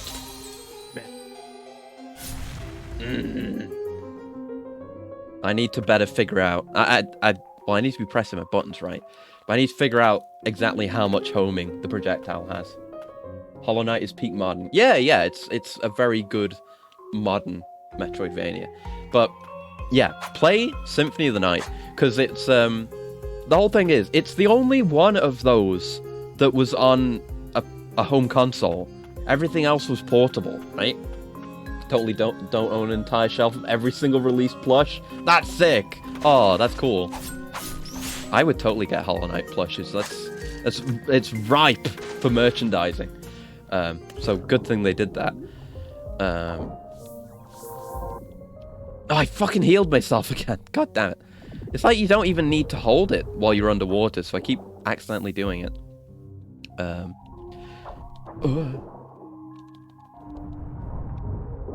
we go. But yeah, Symphony of the Night is on the PS2, so it gets to benefit from being on a CD. That's why it has the CD quality audio and the really good music and the voice acting, just all being top notch. And then I feel like, well, no, the other Castlevania games had really fucking good music. You know, you can list examples from every single one, pretty much. Fuck. Oh, okay, I can dodge out of my healing. That's good. Need to just stop accidentally healing, though. It's bad. And I need to be better at dodging underwater. Good God. Okay, now I could do with a heal, thanks. Yeah, there we go. Cornifer's the new one that makes noise when you push the button. Oh, really? Oh, I had no idea. Oh, I didn't know they made any plushes like that. I assumed it would just be, you know, regular. Not like... Because that's... For me, at least, that's one of the most iconic things about all the characters in Hollow Knight, is just the funny little noises they make. Like, legit, I would buy... I don't remember her name. The little pillbug girl who is in the mines and slowly goes insane over the course of the game. And just the little sing-songy humming that she does when you're nearby her. I would love a plush that does that. That would be really nice. Oh, and we always have mid-air... Siegfried. God, I hate these. Oh. Horrible, horrible enemy. Don't like. It's just very, very aggro. Hard to get away from. They have a grub with a noise, a shade that plays the shade music, and Cornifer. Oh, that's great. Those are great, yeah. I'm glad to hear about those. I've never heard about those at all. I think I would have seen those, but no, I had no idea. I had never thought about Hollow Knight plushes until now, but it's perfect. Bop, bop, bop. And a bop, bop, bop. Oh, fuck, it just walked straight into a projectile. It was already dead, but a projectile still came out. Hey, level up, though. Oh, we can do diagonal dashes, too. Oh, baby. Right there, we can't go. Want a hornet? Want a hornet Tenga? Oh, I'm not going to outwardly say on stream that I agree with you, but I will not condemn you for this. Jesus. Yeah, Milo's adorable. They have a smaller keychain plush of her. Oh, that'll do. That'll fucking do. Yeah, she's really cute. I love her. But all the characters are cute, pretty much. You did a run with Defect midstream. Not ashamed. Got a heart run? Hell yeah. Hell yeah. I've gotten nowhere near... Because I know you have, like, regular runs, and you have heart runs as well. I know. I've heard and seen some heart runs. But, yeah, I've never even done a regular run yet. I'm nowhere near good enough. I've only done a handful of runs yet. One day I hope to get there. And it seems plausible. Like, it's pretty good. I mean, I'm living, breathing example of this. It seems pretty good as, like, someone's first deck builder, because it is my first deck builder, and I already have a sensible enough understanding of it, and I could see how people make builds and how I could have a good run. Well, I've gotten past the initial confusion fairly quickly. Okay, might die. Don't want to, though. Making it clear that I'm not intentionally bad. I don't want to die. Okay, can't go in there, but there's a shiny and a dead girl. I appreciate you can mantle up onto platforms and ledges, too. Very nice little feature. So, like, if you just barely make a jump, you can climb up it. Kind of Metroid-y, actually. I appreciate that. More games need to have, like, Metroid ledge hanging and climbing. Because I feel like... Or maybe I need to play Axiom Verge 1 and 2. That's what I need to do. I feel like most Metroidvanias lean more towards the Vania side. But I want more Metroid. But yeah, no. Axiom Verge would have me covered there. I only played a little bit of 1. I haven't played 2 at all. And I'm going to get around to that eventually. Maybe that's what I should do next, if that's what I'm craving. Ooh, read. A tarnished picture. A picture of the White Priestess of the Fount. It appears that the White Priestess was allowed entrance to the Coven, a space usually exclusive to sorcerers, and a magical tool was made there for her. So, me, but it's been tarnished. So maybe it's not me, because she has straighter hair, and maybe seems older? That looks like an older woman to me. At least teenage, maybe older. Our girl Lily isn't that. So maybe another White Priestess? Right, where's the way out of here now? Right, probably in there. Doesn't link to anywhere we've been, but... yeah, who the hell knows? Right, we'll take the shortcut back then, and we'll loop back around. We got some lore, and well, we know where there'll be another shortcut later, but we can't do that now. Oh well. Yeah, let's head back, Wait, we can return to Respite, and there's no cost to doing that! Yeah, great mechanic! Strongly appreciate. Okay. Good shit. Okay, I guess we'll head right and see what's over there, I suppose. Yeah. We could definitely maybe backtrack more and access more stuff. But we will do it eventually. You know how I am with these games. I want to experience everything. Okay, 3 hits for those guys, at least right now. I should maybe look at upgrades as well. Might be able to afford something. Oh well, next time I sit down. It was an easy run, got Mummified Hand, then picked every card draw, Sunder and Meteor Strike I found, then received Snecko Eye, yeah. And basically throw out cards until I won. Yeah, I took Snecko Eye once. I've heard things about Snecko Eye. I knew what it did. It didn't end up going well for me, I shouldn't have taken it. But that's part of it, you know? I've got to experience these items so I know how to use them better. Fuck! I healed again. Oh, I guess you don't need to hold it down ever. I was under the impression that you did. No, it takes time to complete, but you don't need to hold down the button. That's fine. But yeah, it got me killed. But you've got to experience these things. Then by learning where it is not good to use, then you also learn when it is good to use. And it works out. That's how you improve. Fuck. You know what doesn't work? Jumping into enemies. Yeah, like that. See? Proof positive. Okay, now we're back down here again. We haven't left the room yet. We need to focus on finding this exit. Oh, hey, nice. Well, we didn't get this before. That's all right. Hup, hup, hup. Although that is one thing. You know, you can't specifically target an enemy. It just targets whatever it chooses to target. That's fine. It does good damage, though.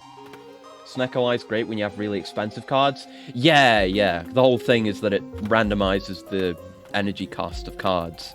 So, yeah, I suppose if you have a bunch of really cheap cards already, or you've already built around making your cards more affordable some other way, then you don't really get that much benefit out of it. Whereas if you've already got a shitload of expensive cards, then there's a chance it'll make those expensive cards cheaper. And we don't have a way to get over there. So back we go. Time to go check if we can upgrade. I think we should be able to. We've picked up a few of those big currency pickups. Got creative AI bottled, oh god. Mummified Hand sets random card cost to 0 when you throw out powers. Oh, yeah. Okay. Powers are really cool. I've had a couple of runs where I try to use powers, like Barricade I had with like a decent little guard focused body slam run. That went pretty well. Oh god, I'm gonna have to go into these just to make the red light go away every time I get a cutscene. Damn it. Yeah, still none of the big currency. Oh, but we can upgrade this. Oh, fuck yeah. And yeah, more damage for this is fantastic, but maybe more capacity for it later. Ooh, attack combo and attack speed. Yeah, this is furious. We haven't been using this for anything. Oh, it's 30 though. We can't afford it. But now we know what this is for. It's for ranged main skills. Got it. Alright, let's upgrade Hamlet Youth. Want all my lads upgraded. Good stuff. Yeah, attack range on this will be really good. It's just, you know, less whiffs and more whiffs, if you catch my drift. And I want to see what getting combo plus on any of these entails. Like if you get more animations, or if it just continues the string with an existing animation, or what. Either way, it'll be useful, because more combo. We go left. Fun fact, Defect can do a lot of things with powers and skills alone. Oh god. So I just gotta throw out cards and do things, Cycloton and more. Yeah, I know, like I say, I know a little bit about Defect, and it all seems to be about doing stuff with the orbs. You know, you have your slots for your orbs, you summon orbs, and they have passive effects and active effects when you invoke them, or whatever it is.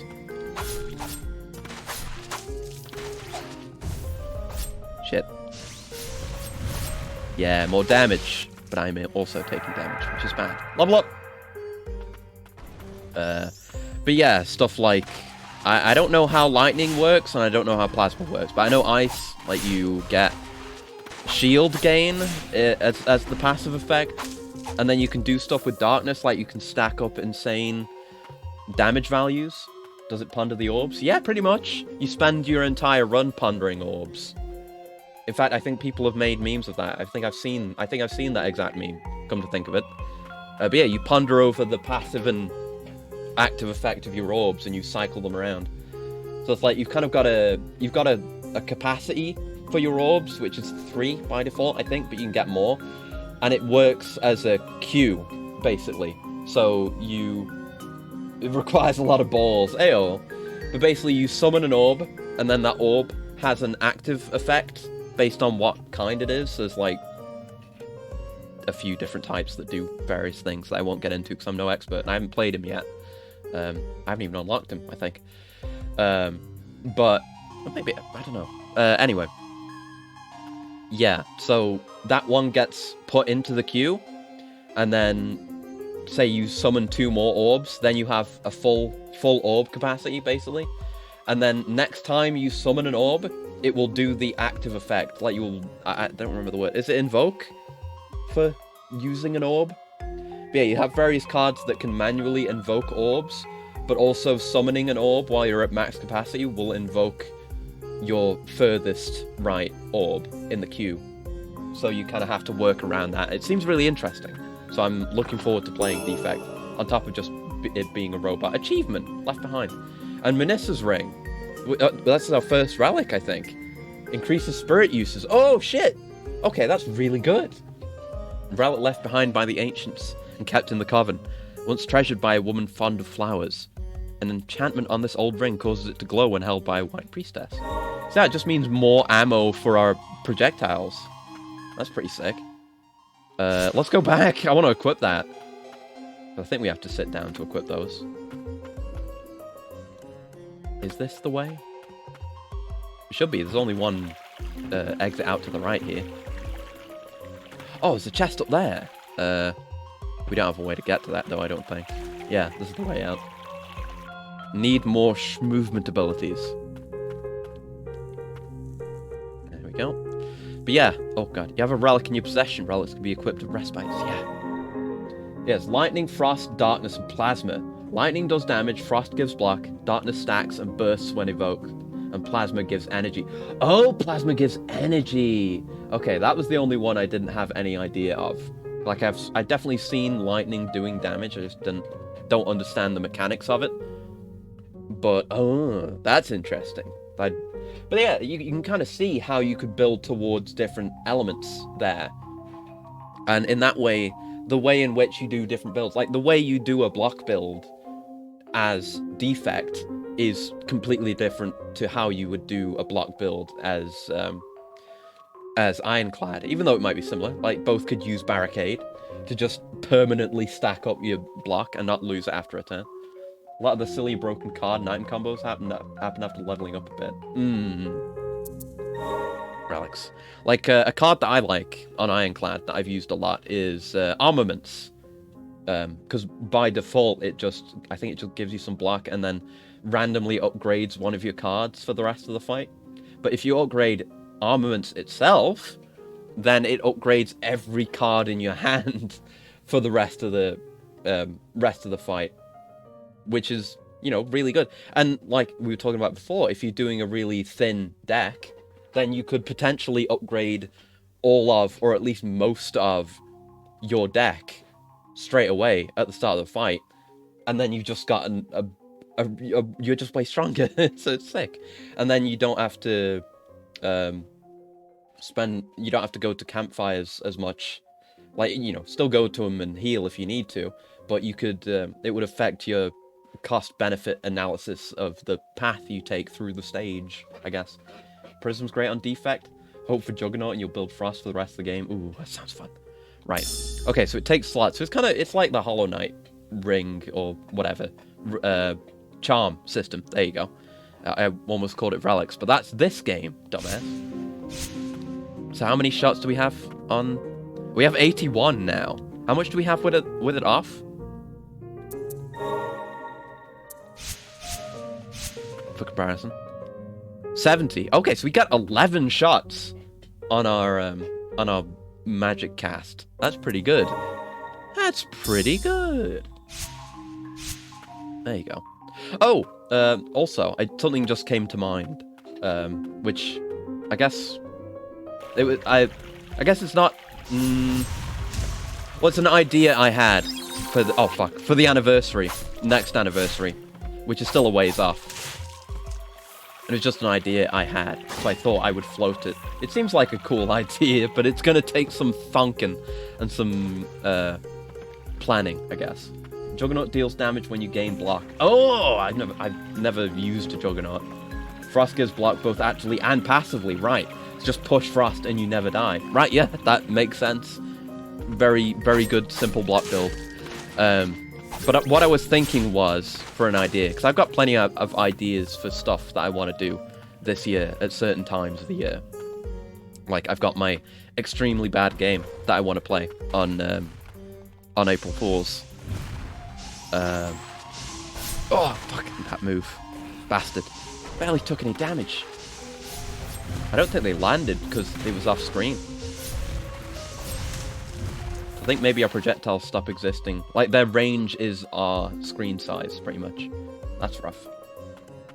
But yeah, what I was thinking for anniversary is, what if, because I'm doing this whole, oh god, getting all these consoles and playing stuff on original hardware bender, what if I don't know, maybe it would be an hour for every segment, or maybe not. I'd need to think about it, and it depends how many consoles I have at the time. What if I play something on every piece of hardware I own and just go through a bunch of stuff like that, and maybe go through in chronological order or something like that? I don't know.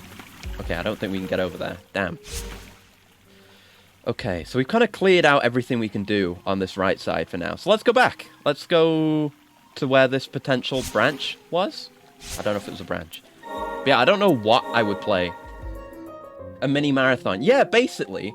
Like, not an actual franchise marathon, but just for one stream, play one thing on every console I own. So, you know, I'd have to play something on PC as well. I don't know what that would be. You know, play something on the 360, play something on the PS3, play something on the Mega Drive, play something on the PSP. I might have a Vita by that point, I don't know. I've been thinking about it. Play something on the... Oh yeah, I have told you the other consoles I'm going to play something on the original Xbox, play something on the Dreamcast, play something on the GameCube, play something on the Game Gear, maybe? I don't think I might not be able to stream off the Game Gear, but maybe I'd play a Game Gear game anyway, via super legit means. Play something on the PS5. Oh, probably play a PS4 game as well, because I do have a PS4, but I'd probably play it on the PS5. Okay. Need to think more about what that would be, because I still don't really know. But that's my thought. That's a thought I'm having. Maybe there'll be other stuff. I don't know. But it seems like a fun idea. Cannot afford anything. Good. Let's fast travel. Right, back up to the crossroads. It's literally a crossroads. So, of course, there's another important path branching off. So I wonder if there'll be any, or be much water down this next path, or if it will have its own ability that it's focused around. Because maybe I've already taken the optimal path, or maybe they're more separate. Ow. Need to do better at avoiding those. I can keep my distance. Yeah, and they're homing shittier than mine. Ow. Not good at dodging yet, though, and I keep pressing the heal button instead of the switch button. Ugh. Drop your shield, fucker.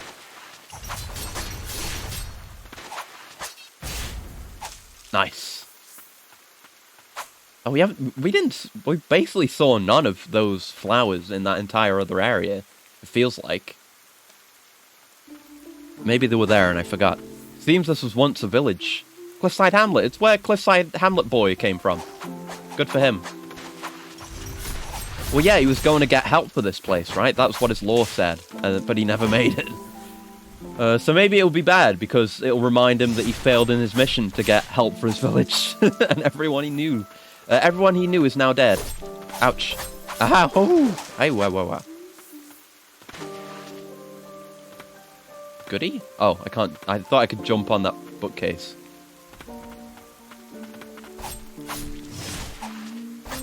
There we go. We're avoiding damage now. Might as well be using Cliff Boy. Nice vocals again. Ow. But hell yeah, nice vocals. Ow. I'm dodging from too far away. I'm a jackass. Oh, thinking of PS4 games reminds me. I gotta play Bloodborne again at some point. Really need to do that. I don't know what I'd do. Maybe... Yeah, I could do Sword Speller again, but then I'd have to do an arcane build, which would be interesting. Yeah, doing an arcane build would definitely be interesting. I've seen how people do those. And arcane's weird in Bloodborne. Which I guess is what would make it neat. Okay, I thought maybe I could jump on that post. I still don't think we can make it to that red pickup with our current jumps. Cannon only? Cannon only would be interesting. Yeah, we can't make that. It would be cool.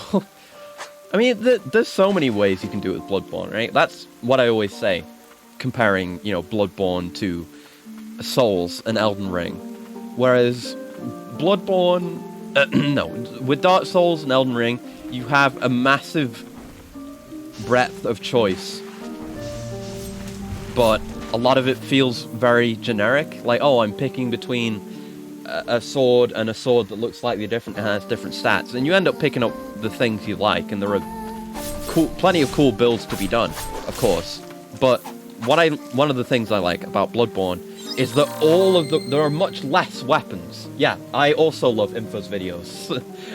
that is where I learned about Arcane, I think. Oh, actually, no. Maybe I did watch an info video about Arcane, but I think I watched another guy's video about Arcane. I'm not sure. I'll have to go look that up, because it was cool. Yeah, I need to catch up on info, actually. But yeah, there are less weapons overall, so you would think there's less variety, but no, all the weapons are weapons you would want to use, and they're all distinct and unique, mostly. There are some that are similar to each other, like the Saw Spear and the Saw Cleaver are kind of similar to each other, but they're still different. But then, aside from that, there's just a shitload of really unique weapons. Like the Wheel of Logarius. That's the weapon I used, or that I gravitated towards on my first run. Because fuck yeah, that thing's so cool, it's a wheel. But there's other really unique weapons like the Rita Plash and the Burial Blade. I've always wanted to do a Burial Blade run, but that would require doing decks, which Oh, what? The girl who Guardian Underground? Huh? Okay. Yeah, they're all sick. Really shows the benefit of a smaller weapon pool. Yeah, there are less weapons, but there are effectively at least 2 weapons themselves, so you kind of double the actual weapon pool for effective weapon count. And they're all really sick. Yeah, I've always wanted to do Burial Blade. But yeah, the other thing with Burial Blade, not only do you have to go into Dex, which is cringe, but you either have to beat the game, because you get it from one of the final bosses, or you go deep into Chalice dungeons, which is, I guess, what I would have to do to get one from there. That's how Sekiro get its uniqueness too, since they were able to tune every boss for a single moveset, borrowing tools. Yeah, I appreciate that, and then I need to go back to Sekiro and try to have a good time with it. See? Underwater rewards. Giant's Ring! Increases damage dealt by attacks made while on the ground. Ooh! And that's... I assume that applies to all attacks. Might just be main skills, but who knows? A large ring tinged with magic, worn by the towering warriors of Land's End, said to be descendants of giants. Its size makes it a viable bracelet worn on the arm of a young lady. Oh. Well, I need more slots for my relics, because I only have 2 slots right now, which has been taken up by my my capacity ring. But that would be very nice to have. I'll equip that shit. Yeah, I really wanted to enjoy Sekiro, because I love the core combat. I really enjoy the gameplay, and the environments are great, and a lot of stuff about it is really good. It's just that I kept getting frustrated with it. It's like, oh, I want to do some cool one-on-one fights, but I'm getting swamped by a million enemies and constantly dying. Fuck. Didn't like Sekiro until Genichiro forced me to get good. I can see that happening to me, too. That's why I need to go back to it. Because it's all parries, and if there's anything I've imparted upon you through my streams, it should be that I fucking love parries in all their forms. So hell yeah, I love that shit. I'll get back around to it someday. Eat shit. Oh, this music's so nice. It's sad but nice. Enjoyable misery. Well, that's kind of what you get with Souls, isn't it? Enjoyable misery. Except this, it's more enjoyable misery. Christ. Well, good thing one of these is here. Shit me. Secrets? Goodies? No, nothing, actually. Sorry, nothing. Unless... No, okay, I thought maybe I could grab onto that chandelier.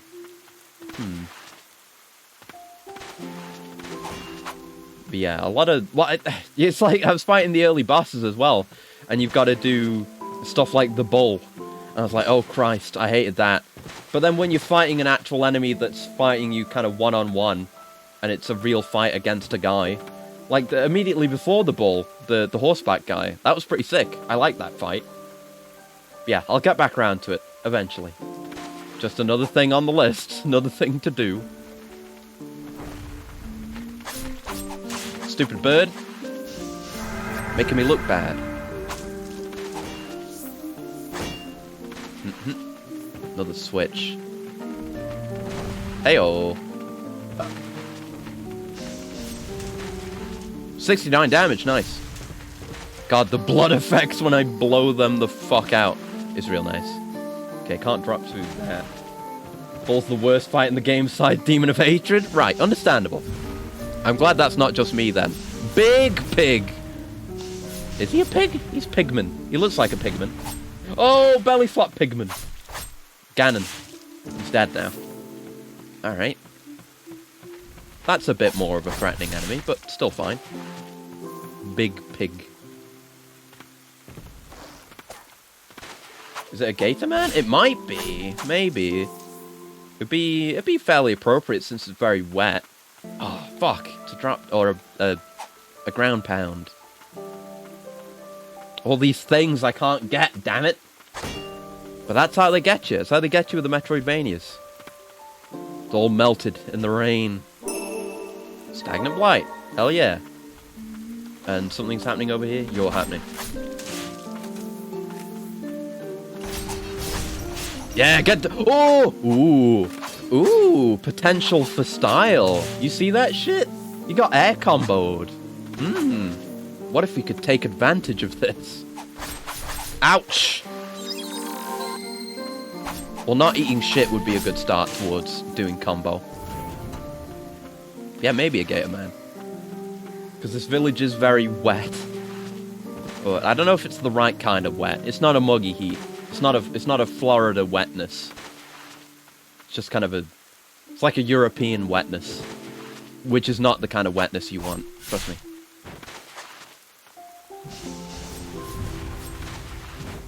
Oh! Missed my fart. Nice. Yeah, we do good damage now.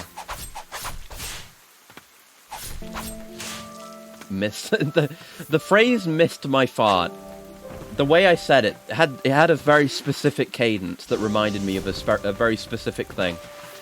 It reminded me of the what's his fucking name? I always forget his goddamn name. I'll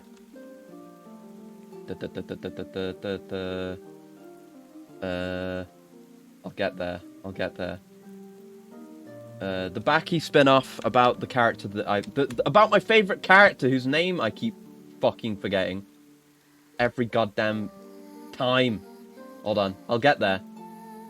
Florida Wetness is my favorite sex-positive indie band. That's a good one. Side stories. Yeah. Hanayama. Kaoru Hanayama, his spin-off. Baki Gaiden Scarface. It has a character in it who is the guy. He's basically a kid. He's developmentally challenged because he has extremely painful gout. That it causes him to seek pain, but it also makes him insanely strong. So they end up fighting, and he becomes a semi-important character. He's a really good character. Read that spin-off. Yes. Go read it. Go read Baki Gaiden Scarface right now, and read Baki in general. Baki's really good. But yeah, this guy has gout. I'm gonna look up the character's name so that you can Google him and see him, because he has a great design. Yeah, they call him the T-Rex. Right. Yeah, Ryuji Tokura. Look up images of him. Let me just Google him myself. I'll put the name in chat. What about the udon commercial? Where does that fit into the lore? I need to understand more Baki. I'm not there yet. Yeah, Ryuji Tokura. He has gout. And is insanely strong and wants to die because of his gout. But like, through feeling pain, he kind of distracts himself from the pain of his gout. And there's a line that he says that's really funny. I swear this is relevant to what I was saying. Yeah, missed my fart, right. He says something. I'm trying to see if I can find the page where he says it.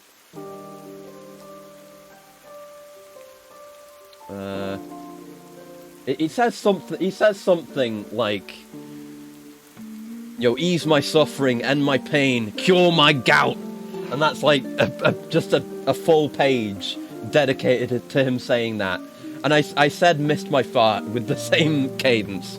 That is why I thought of the character from Gout, from Baki. That is far from the most insane thing that happens in Baki. There's a caveman that gets revived, and there's a bunch of shit. Baki's really good. Read Baki, please read Baki. It's important. There's the piss tetrahedron, probably my favorite page from all of Baki. There's a guy who is just supposed to be I can't remember his fucking name. Hold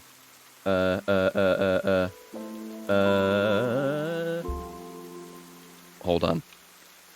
Don't want to embarrass myself.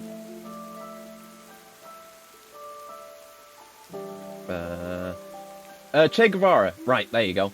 I had to do some embarrassing Google searches to remember that name. There's a guy who's basically Che Guevara in the prison arc of Baki.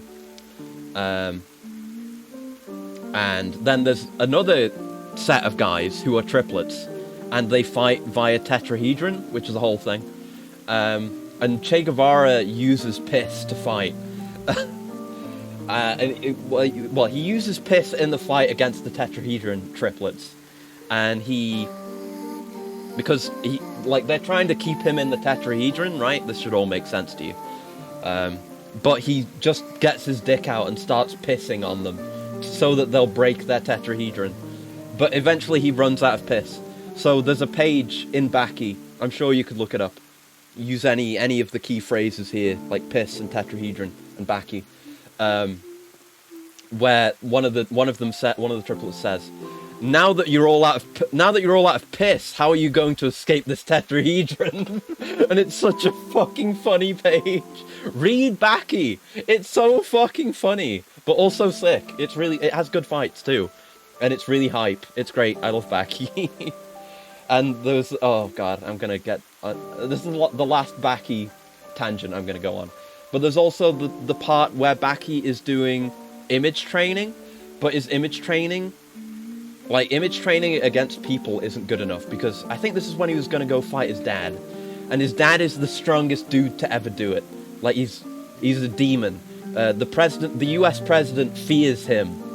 When a new US president gets inaugurated, they have to go have a meeting with Yujiro Hanma, the ogre, to basically pledge fealty to him, because he's too strong. He's the strongest man on Earth, and Baki is his son. But yeah, basically one of Baki's main motivations is getting strong enough to beat his dad, because he hates his dad. His dad made him fight a monkey one time. It was really sick, actually. That's one of my favourite arcs. Anyway, I'm getting distracted. The monkey fight was really good, though. Right, yeah, he's image training to fight his dad. But image training of fighting a human isn't good enough. How big was the monkey? Bigger than a man. Very big. Huge monkey. Giant monkey. Google it.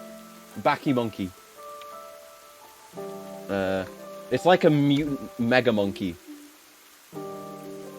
Yashizaru. Yeah. Very big monkey. Mega ultra demon monkey. He's a ultra fucker. Yeah. Big man sized. Anyway, enough about the monkey. That's not what I'm talking about. What was I talking about? Right. So yeah, he's image training not against the image of a person. He's image training against, I think, a praying mantis. And his image of the mantis is so strong, or whatever bug it was, is that he's actually taking damage from the attacks the image is doing against him. And so he needs to learn how to fight a bug. Every minute of back you explain feels like you're gaslighting me, but you're not. No, every single word of it is true. And the shit I'm forgetting, probably.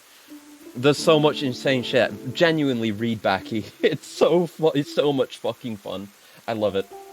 Honestly, talking about it makes me want to reread it. It's so good. But no, every single word is true. Fuck, I didn't read the description for the goddamn box. Whatever, it's in here. What does it do, though? Slightly reduces damage received from enemies. Oh, nice. I'm not replacing my capacity for it, though. Maybe for boss fights. We'll see. An old lullaby still leaks out from this music box, destroyed in the heat of battle. A note is attached. Dear child, I hope to see you in my dreams. Oh no. It's like Bloodborne again. Poor German. Another ground pound. Maybe we'll get the ground pound thing from here. Ow. Should have dodged the other way.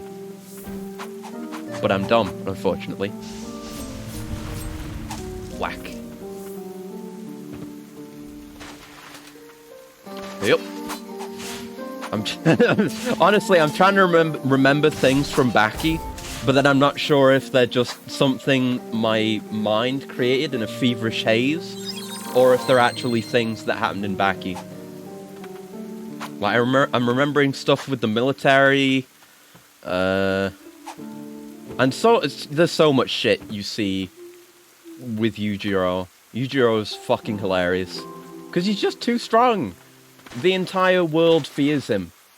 And when they eventually do get to the arc where Baki and Yujiro fight, it is the sickest shit. There's so much build up to it. It is the most highly sold fight ever. It's so good. But yeah, there's just a bunch of really good characters too. I spy a shack over yonder. Let's rest our weary bones. you know, it's got kind of the battle manga-esque tropes of, like, some defeated enemies become friends, but it's done in a good way, because they're, you know, you don't just murder all of your opponents. Like, they probably get grievously wounded in ways that will make you skeeve the fuck out, but, you know, the characters still exist. So, like, it's like watching wrestling, basically. Like, there's a fight, there's gonna be a fight, and you're watching the fight, and then someone else shows up, and then, oh, it's that fucking guy from a while ago that has that weird gimmick. And it's like, oh, and that reminds me, I need to catch up on Kengan Omega, actually. I could probably reread Kengan Ashura again, but fuck. I love this style of manga. It's so good. True Believer's Note. After the Blighted started to appear in Land's End, many religions quickly began to die out, including the True Way. Seeking hope, many flocked to the White Priestess. It is likely that the way of the White Parish arose from there and spread amongst the people. Huh. I mean, just sit in chairs. It doesn't even have to be benches, as long as she can sit. If she fits, she sits. That's how it is. Can we enhance? Oh, we can, actually. Combo or range? Because I'm beginning to understand, theoretically, the value of attack combo. Because if it were this, it would be different. Well, yeah, you can get attack combo on main skills. You can choose whether or not you want to use a full combo, right, with these, because it's dependent on the amount of inputs. But I assume for these, it's based on, you know, when you press the button and then you leave it, you set it and forget it, the attack goes out. So I assume with more attack combo on a sub-skill, it just stays out longer. So it's effectively just more damage, which is really good. Yeah, I'm gonna upgrade it. First level 3 skill, baby. Let's go. Can't afford anything else. Okay. Alright. But yeah, Baki's great, and Hanayama, the guy that the side story with the guy with the gout is about, is probably my favorite character, but it's hard to say because there's a lot of really cool characters. Oh, look at that! Look at that parallax. Good shit. That's a cool way of doing a door. Yeah, he's really cool because he's basically he's very young. I don't know. He's like 16 or something, but he's fucking huge, gigantic dude, and he's like in the Yakuza as well. So he's kind of got that Yakuza spirit. Actually, Luna, you'd love Hanayama because you like Yakuza. He's that kind of guy, but he's not quite a. He's not a Kiryu. He's definitely not a Kiryu. He's more stoic. He's very stoic, but he cares. He's stoic, but he cares. He's a weirdo, but he's a kid ultimately. But his whole thing is having impenetrable defense, pretty much. Is this game good? Because I bought it the other day. Hi, Calvary. Yeah, it's really good so far. It's got very deliberate combat, which I've really been appreciating so far. Because you have your main skills, which are these kinds of attacks, this and this, where you're kind of locked into the animation a bit more. So you need to learn, you know, when to go in and when to let go, so that you can dodge. But the dodges are pretty good. But then you have the sub-skills, which you can set and forget, like that.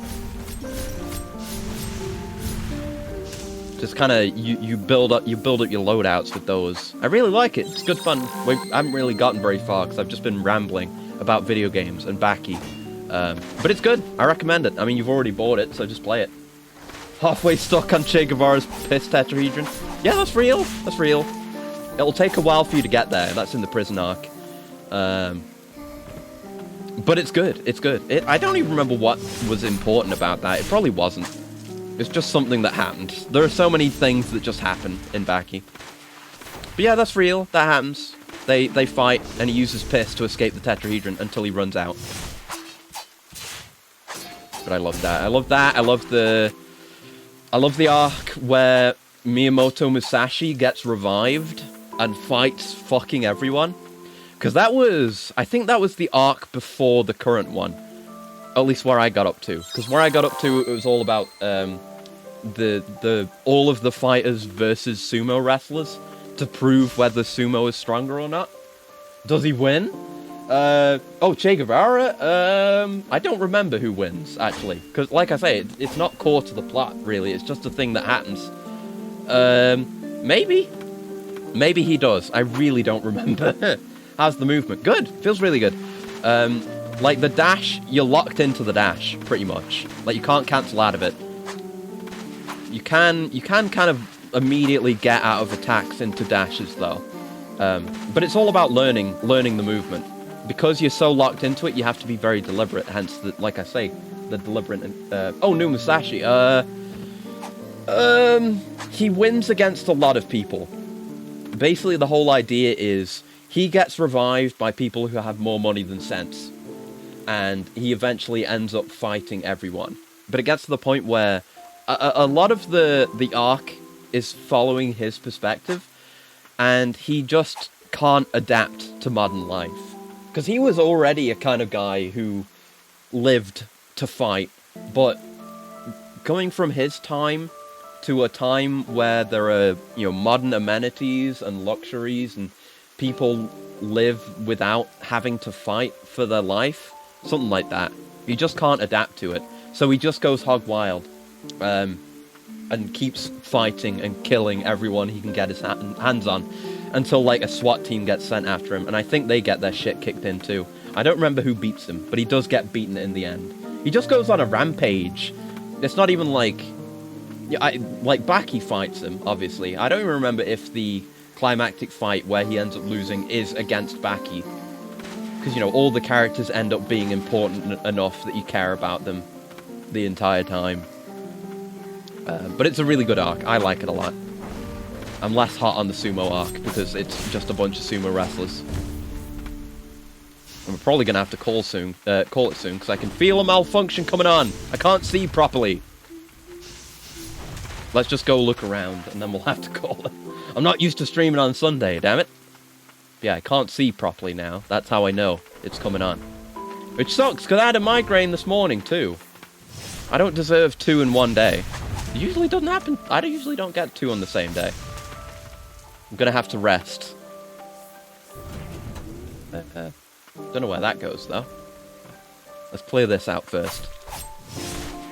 I'll get to either loop back round to a bench via opening a new path, or find a new bench, and then we'll call it. Get your head rested. I will. Just fart on this thing. No idea what it is. Now I can't even look at it properly, so I don't know. Amulet fragment, let's go. My bar get bigger. I think the bar does physically get bigger too when you upgrade that, so that's cool. Oh, this goes here? What's here? Shid. There we go. No head explosion. I'll try. I already had a head explosion today. I don't deserve another one. Hell, I'd argue I don't deserve any. Save me from this darkness. Bathe me in tranquil light. Cure my gout. Thank you for the blight. Ooh, and this is pain water too. We don't want to be in that. It's red. That's how you know. Yeah, there had to be some shit. Oh my god! Into the pain water he goes. Yeah, they wouldn't have me go to the right if there wasn't something else here. Oh, I'm fine. I gotta heal back more. Secret. Now we're here. There's no way of telling, like, where in a room we are, either, with how the map is, which is a bit of a shame. But whatever. Minor issue, I suppose. Okay, let's go up. What's up? I want to see. I want to see. Man, now I've got Baki on the mind. I'm not even going to be able to read it straight away because I'm going to have a migraine and I can't read. Fuck! It is actually more difficult to read when I'm like this. Like, text gets all jumbled. It's like I get there's a part of my vision that gets obstructed. And I can't read properly anymore. Oh, are you... Oh, Western Merchant. You were a mini-boss. Alright.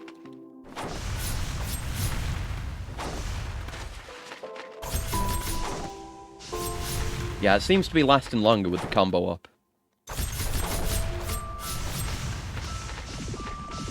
Yeah, combo up for the fart gas would be pretty good. Heal! Careful. Not paying attention. My peripheral vision gets damaged when I'm migraining. Oh, did it. Christ. But it's harder to look at my health. Yeah, ocular migraine. Yeah, I get those on the reg. It's bad. I hate them. He wants to see his wife. Too bad. I can't see shit. Yeah, I hate them. I wish I didn't get them, but I do. Western Merchant, what do you do? Summons the spirit of the Western Merchant who launches ranged attacks at enemies on sight. Oh, so is it like a summon? Well, I mean, it says summon, but is it? Because launches ranged attacks on at enemies on sight implies that it just stays out and then attacks enemies when it sees them. That'd be cool. I'll try it. This merchant from a western land came to Land's End, peddling foreign wares. A vibrant salesman who would light up when touting his rare stock. It's hard to read. It makes me read slower. Okay, we've cleared this area out, so let's see if we can't get... And I appreciate that we're, like, switching axes, too. You can kind of see here the structure of the building. Like, there's this lower roof and then the higher roof behind it. And if we go in there, you see it. I like going on different axes in Metroidvanias. You don't see that very often, do you? Okay, let's go back. We're gonna... I guess we'll try the board. The bird. Birdie. Birdie. And then we'll call it. I shouldn't die on the way back, because I killed all the enemies. But yeah, I can't go down through there. That was where the weird loop around was. Yeah, let's get back there. We'll have a look at the Raven. And I will call it, and I will get a rest. No, we're in the room with the seat. Did I miss it? I did! That's how blind I am. Damaged. Spirits. I guess... I'm sorry, Cliffside Hamlet youth. I know we're literally in your hometown, but I want to switch you out. Just to see. Well, I guess we could switch it out for Sigrid instead. We don't need Sigrid on both, and then we have everyone equipped. Right, let's have a go. Yeah, it's just a summon. So I don't know what it means. Maybe it stays summoned until it does some attacks, or maybe it gets killed.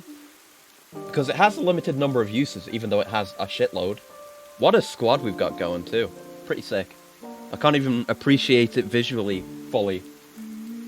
But yeah, it's almost been 4 hours already, so that's okay. I can't feel too bad about that. But yeah, thank you for joining me. It's been really fun. I should go save. Yeah, I really dig this game. I'll probably make next stream this as well, so we can do more. Because I want to play more. We haven't gotten very far. But yes, we'll call it there. Actually, let's sit down with the squad. The secondary squad. Good amount of time. Yeah. That's where I'll call it for now. And no one I follow is on. So I guess no raid either. Damn. But yes, I will see you next time. It's Sunday. I'm not used to that. I'm gonna go watch Ina as well. If you haven't been already, go watch Ina's comeback. It should have already happened or been happening. Really bad this time of night. Makes sense, yeah. Usually is. But yeah, I guess I'll get the schedule out tomorrow. I'm not used to that. I'm used to having a weekend break, kind of. Not used to streaming on Sunday, but it's been fine. It's nice to be more flexible. I needed to flex my schedule around a bunch of stuff I wanted to do this week. So it worked out. Worked out fine. But yeah, we'll do more of this. We'll do more Resistance, which I'm really looking forward to. And just more stuff. I'll have the schedule out for you. Yeah, until then, I hope you have a very lovely morning, noon, afternoon, evening, night, whatever time of day it is, wherever you are. And yeah, man really do be falling. We'll try and resist, but you know, it's literally in the name of the game, so I reckon man is going to be falling. They kind of gave away the game in the name there, which maybe you will know. We'll see how it goes. We need to see what's going on with Hale and his weird glowy eyes. Let's see if he becomes a glowy. Anyway, yes, have a very lovely morning, noon, afternoon, evening, night. Go watch Ina. I'll check. Is she Is it ongoing or has it already happened? Subscriptions. Where? Where? Okay, already ended. Go watch Ina's VOD. I'm gonna go do that now.